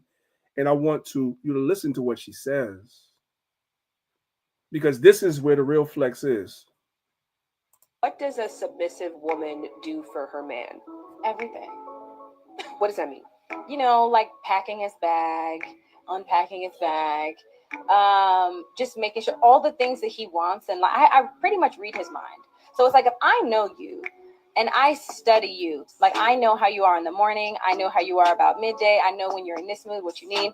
Like, before you can ever ask me for something, I'm already on it. I mean, he's spoiled. And you know, when I talk to my girlfriends about it, I was like, oh, how are you guys doing? And I'm just like, girl, he's rotten. I'm like, he's spoiled rotten. Like, he's rotten. But I love that. Like, I want him to be that. I think my biggest flex is how I treat my man. Did y'all hear that? Her biggest flex is how she treats her husband. And because that's her biggest flex, going back to Proverbs 31, her husband is known in the gates and he's respected by other men by virtue of how his woman deals with him. Men see that. And men aspire to have, men are going to want a wife just like I want to be one of them.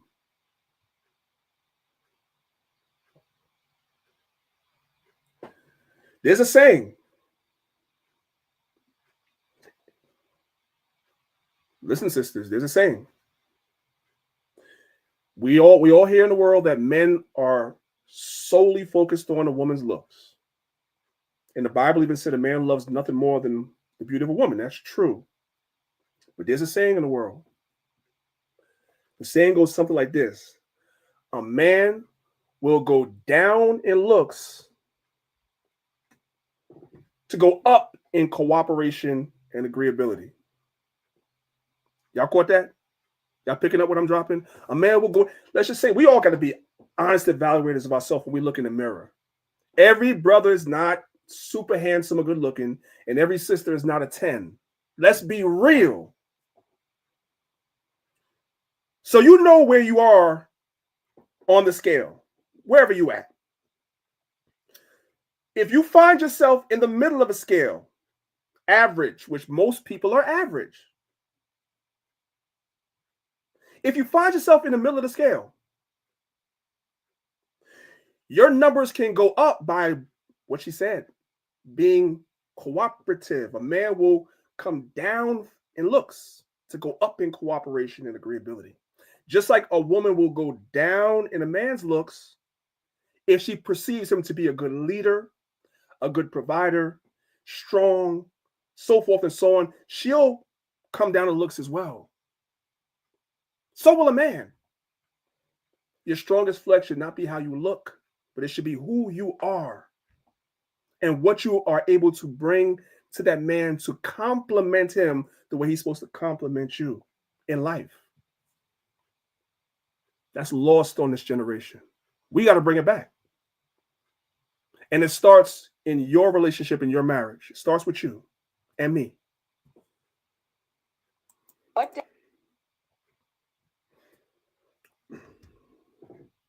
This is the book of Ephesians chapter 5, verse 33. It says, nevertheless, let every one of you in particular so love his wife, even as himself. Right. The man's supposed to love your wife as you love yourself. Watch this. And the wife see that she reverence her husband, meaning respect him. But don't listen to me. Listen to the women. Listen to a sister. To the king in you. I don't care how mad I get. And I learned that in therapy, that for me to manifest the man that I wanted in my life. I want you guys to listen very carefully.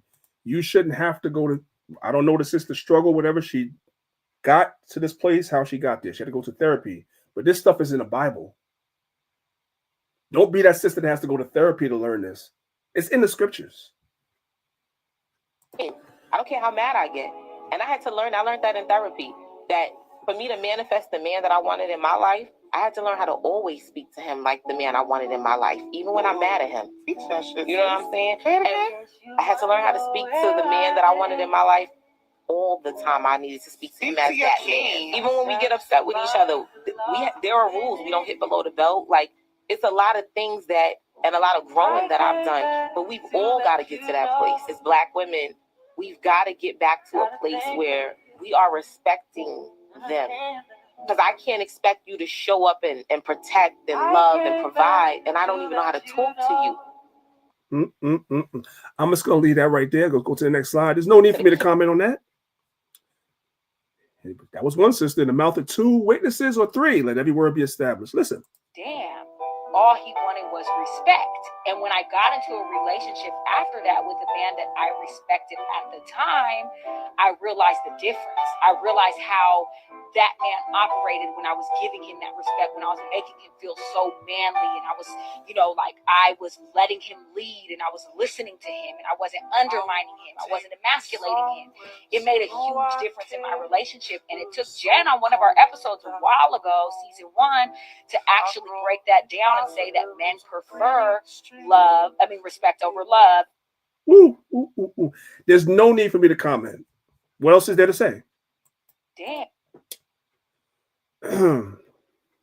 1 Peter chapter 3, verses 1 through 5. Likewise, ye wives, be in subjection to your own husbands, that if any obey not the word, also they may without the word be won by the conversation of the wife. Just in you respecting your husband, let's say you're a sister in the truth, your husband is not in the truth, just by you being that Proverbs 31 woman, being respectful, kind, so forth and so on, you could win that man over. The same way Eve won Adam over to the evil side, you could win your husband over to the good side. Verse 2, while they behold your chaste conversation coupled with fear, whose adorning, let it not be that outward adorning of plaiting of the hair and wearing of gold, of putting on apparel, meaning it's not all about what you're wearing and how you look and how you do your hair, but it's who you are inside as well. That's going to win somebody over. Let's move on. I'm kind of pressed for time here. Matter of fact, let's just go ahead and read the rest of that. I don't want to skip nothing. Verse 4, but let it be the hidden man of the heart, in that which is not corruptible, even the ornament of a meek and quiet spirit. Is that you, sis? Which is in the sight of God a great price. For after this manner in the old time, the holy women also who trusted in God adorned themselves, being in subjection unto their own husbands. These were the things that the women of old did. So when you find yourself veering a little bit off track, sis, go and read your Bible and center yourself. Or maybe come back and watch this lesson again.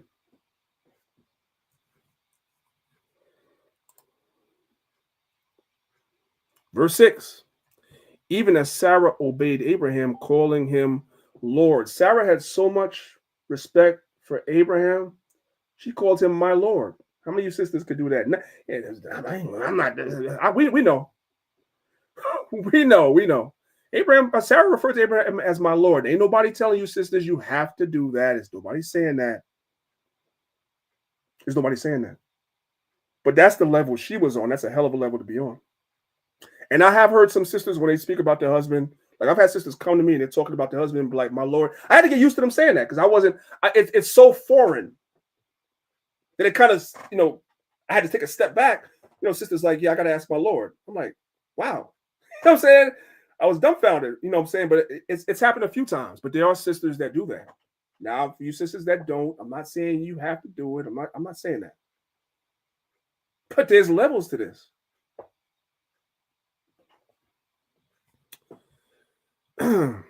Whose daughters ye are, as long as ye do well. So you're Sarah's daughters if you do well. And one of the ways that Sarah did well was by respecting her husband and are not afraid with any amazement.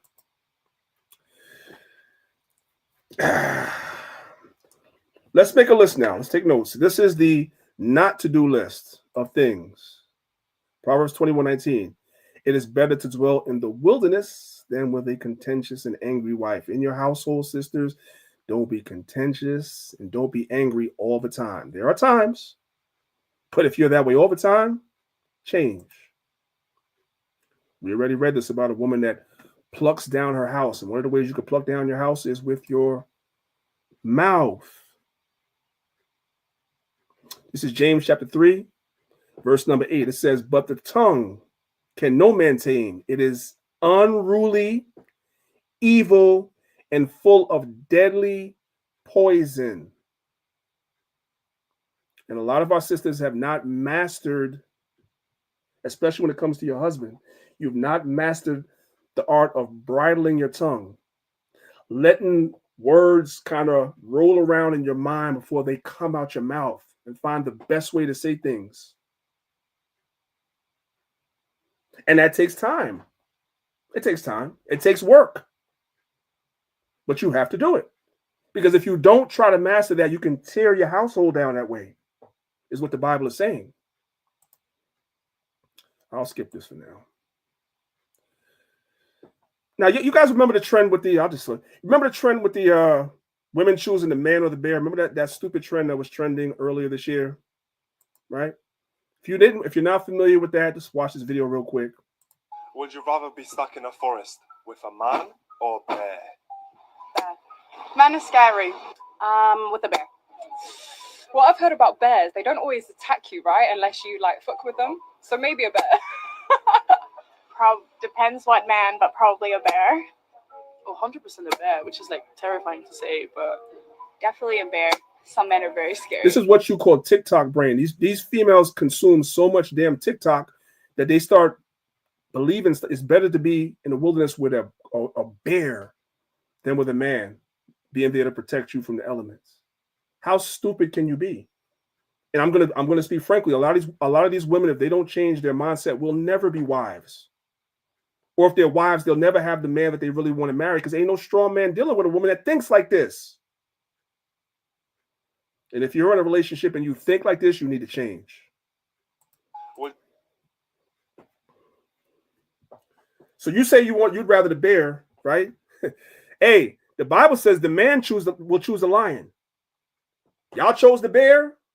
The men choose the lion. Listen to what the Bible says. This is Sirach 25, verse 16. It says, I had rather dwell with the lion and the dragon than to keep house with a wicked woman. So they chose the bear. The book of Sirach says the men choose the lion and the dragon than a contentious and wicked woman. Let's move on.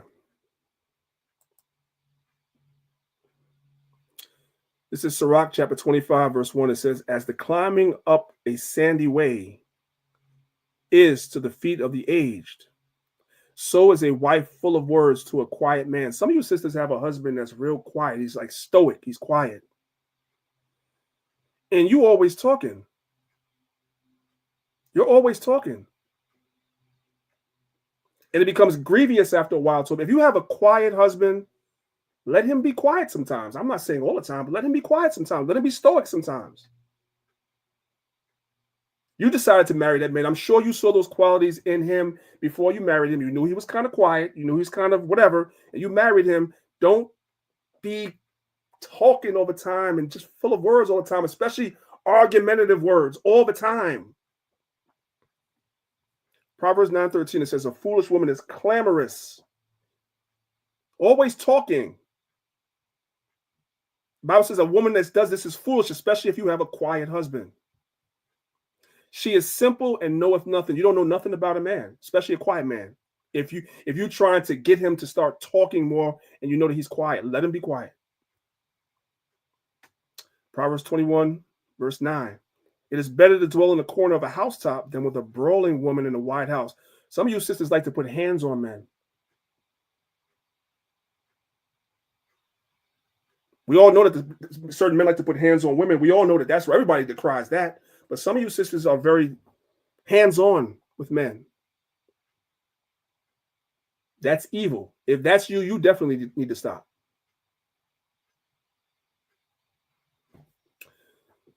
Verse 19 of Proverbs 21, it is better to dwell in the wilderness than with a contentious woman. So the Bible speaks about clamorous, brawling, and contentious women. If you're any of these three and you're married and you're a wife, today is the day to change that.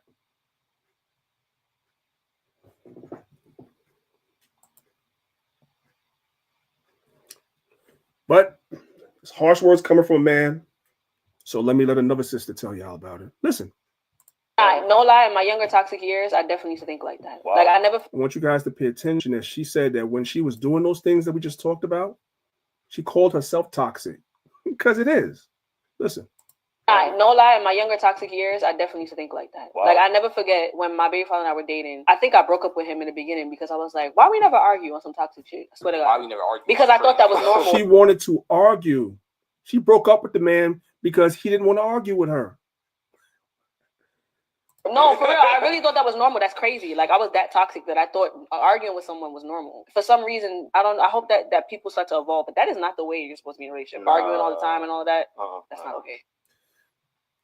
I'll just let that marinate. There's no need for me to comment on that. It's exactly what it says.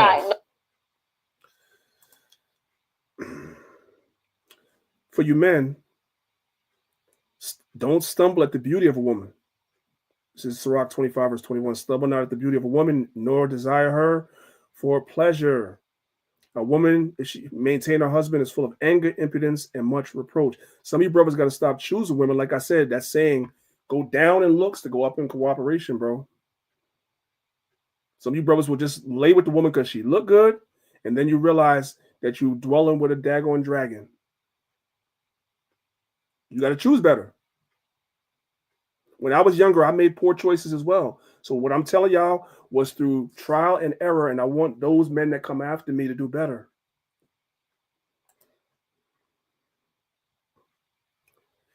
A wicked woman abateth the courage, maketh heavy the countenance, and wounded the heart. A woman that will not comfort her husband in distress maketh weak hands and feeble knees. You women are supposed to be comforting to your man. That's how you compliment him. You diminish a man's power. That's what the word abate means. You diminish his power and his influence. Other men don't respect your husband if you don't, as his wife. If you talk to that man any old way, especially in public, how do you expect other men to respect him and you not showing that man respect? Sis, if that's you as a wife,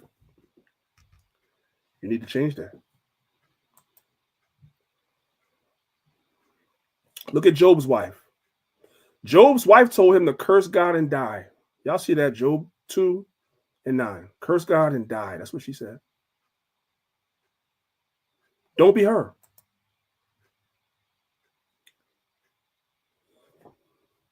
Let me see something. Okay. This is Sirach 26, and I know I went a little bit over the time, but that's okay. This is Sirach 26. We're going to read the 7 verses, and we'll be done. It says, blessed is the man that hath a virtuous wife, for the number of his days shall be double. A virtuous wife rejoiceth her husband, and he shall fulfill the years of his life in peace. A good wife is a good portion, which shall be given in the portion of them that fear the Lord. A lot of you brothers, the reason why you attract certain types of women is because you don't fear the Lord. You don't keep the commandments. So the Most High gives you an evil woman. Whether a man be rich or poor, if he have a good heart towards the Lord, he shall at all times rejoice with a cheerful countenance. There be 3 things that mine heart feareth, and for the 4th I was so afraid: the slander of a city, the gathering together of an unruly multitude, and a false accusation. All these are worse than death.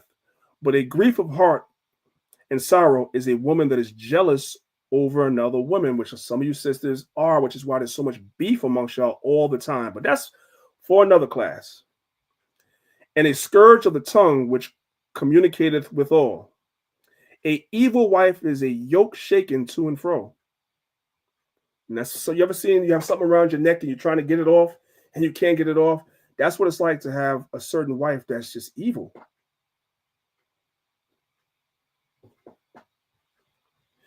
He that hath hold of her is as though he held a scorpion. Like you holding on to a scorpion while it's sticking you and you can't let it go.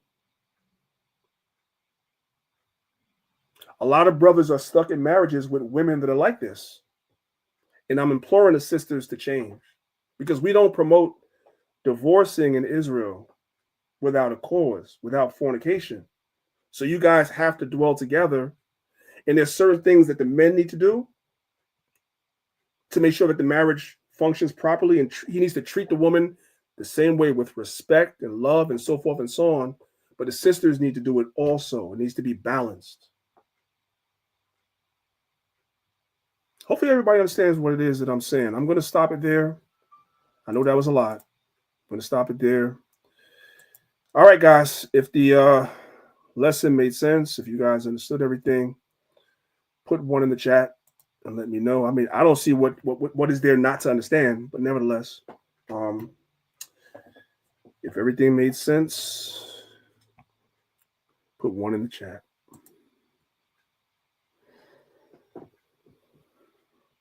I know it was tough for some of my sisters to hear some of the things that I'm saying. but nevertheless, they need to be said. Need to be said. All right. All right, guys. I'm a little bit over the time, so I'm gonna go ahead and end the class. You guys, make sure if you're watching this on YouTube that you guys subscribe to the channel, hit the notification bell so that you guys are notified every time I upload a new video, okay, or I go live. I appreciate everybody being there. I also appreciate you guys that have been sending in donations, whether it be through the website or through the Cash App. We greatly appreciate all the donations that everybody's been giving us. It definitely is a great help to us. So I do appreciate that. Yeah, so I'm going to call it a day today, guys. It's your brother Priest Danyaahla, representing Lions of Israel, representing Maccabeestv. If you're here watching this video and you have not hit the like button, you need to repent and believe the gospel. I'll see you guys next week, 10 a.m. Eastern Standard Time for Be the Most High's Will. With that being said, I say shalom. Reflecting the way of life under the Florida sky.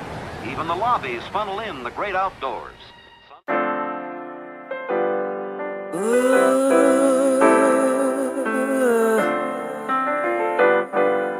Chosen. I was set apart for God's use. Chosen.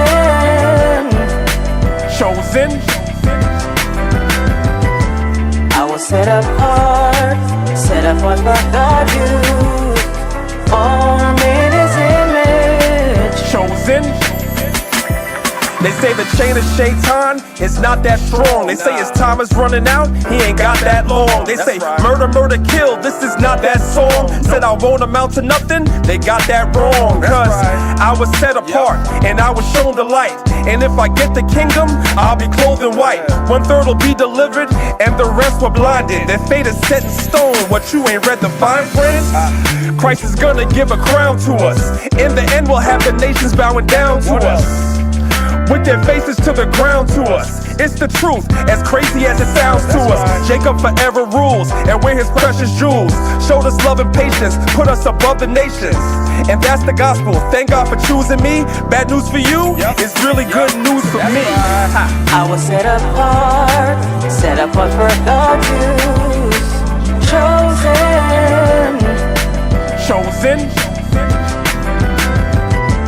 I was set apart for God's use.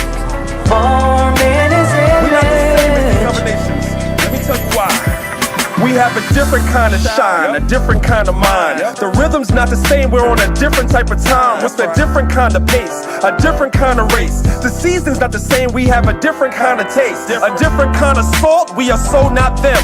Got my sword and my shield, man, I'm so locked in. And when I came to serve Yahweh, put my whole heart in. So I can't sit calm, I'm no Martin.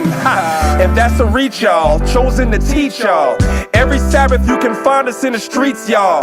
Danyaahla, my nickname is Priest, y'all. In the gym, they say that I'm a beast, y'all. Set apart, the nations all hating me. Set a trap, they lying in wait for me. Chris Paul, they don't wanna play with me. But if you love me, I'm asking that you pray with me. Cause I was set apart for God's use. Chosen.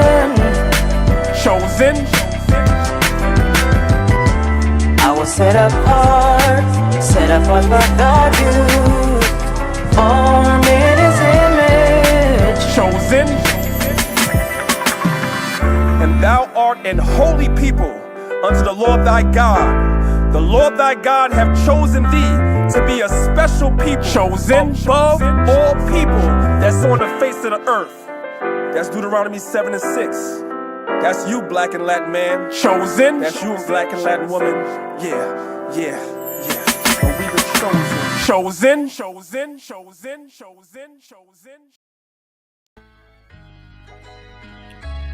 Something new. It's that priest mode. It's that chef talk. Let's get it. Soldier, carry on. There's no giving up. And if we fall down, then He'll pick us up and take us to a higher plane where we'll live forever and never die again. Soldier, carry on. There's no giving up. And if we take us to a higher plane where we'll live forever and never die again. The takeover, the waste over, the private stock. Took a while to return, I had writer's block. I heard rap was dead, some days it's hard to listen. They still ain't evolved, they stuck in Darwinism. Bright summers and dark winters. Envy and strife is not in us. I keep my friends close, I stand 10 toes. Kevin Samuel's voice, the French toast. Same book, just a different passage. 10 is the top, I heard a 6 is average. The black man is so neglected. That ain't gonna fly, it isn't COVID tested. Last days, I heard they starting something. Right hand, forehead, I heard the markers coming. In my younger days, I felt a lot of pain.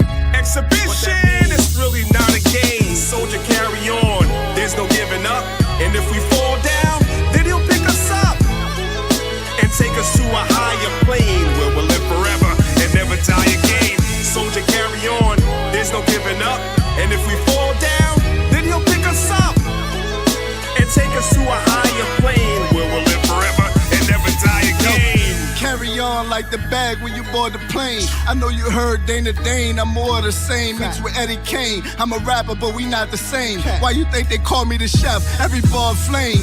John Wick of Jerusalem got a proper aim. Shoot 'em at the masters of my people till they drop the chains. I used to wanna save the world till my doctrine changed. Now I kick the truth, David Beckham at the soccer game. Try to get me to sell my soul for $3/4 mil, but I gotta deal with Yahweh, so I'm Rocky still. Every record I gotta kill, I cannot be real. Time I can shield, balls doper than the poppy field. I'm preparing me for the race, gotta see the top. They comparing me to the greats, I ain't even dropped. Bars going off, but my heart and my faith not. Tell them carry on till we take spot, the chef. Soldier, carry on, there's no giving up. And if we fall down, then he'll pick us up and take us to a higher plane where we'll live forever and never die again. Soldier, carry on, there's no giving up. And if we fall down, then he'll pick us up and take us to a higher plane where we'll live forever and never die again. Hey, yo, chef, it took me a minute, but I kept my word. Yeah, we out.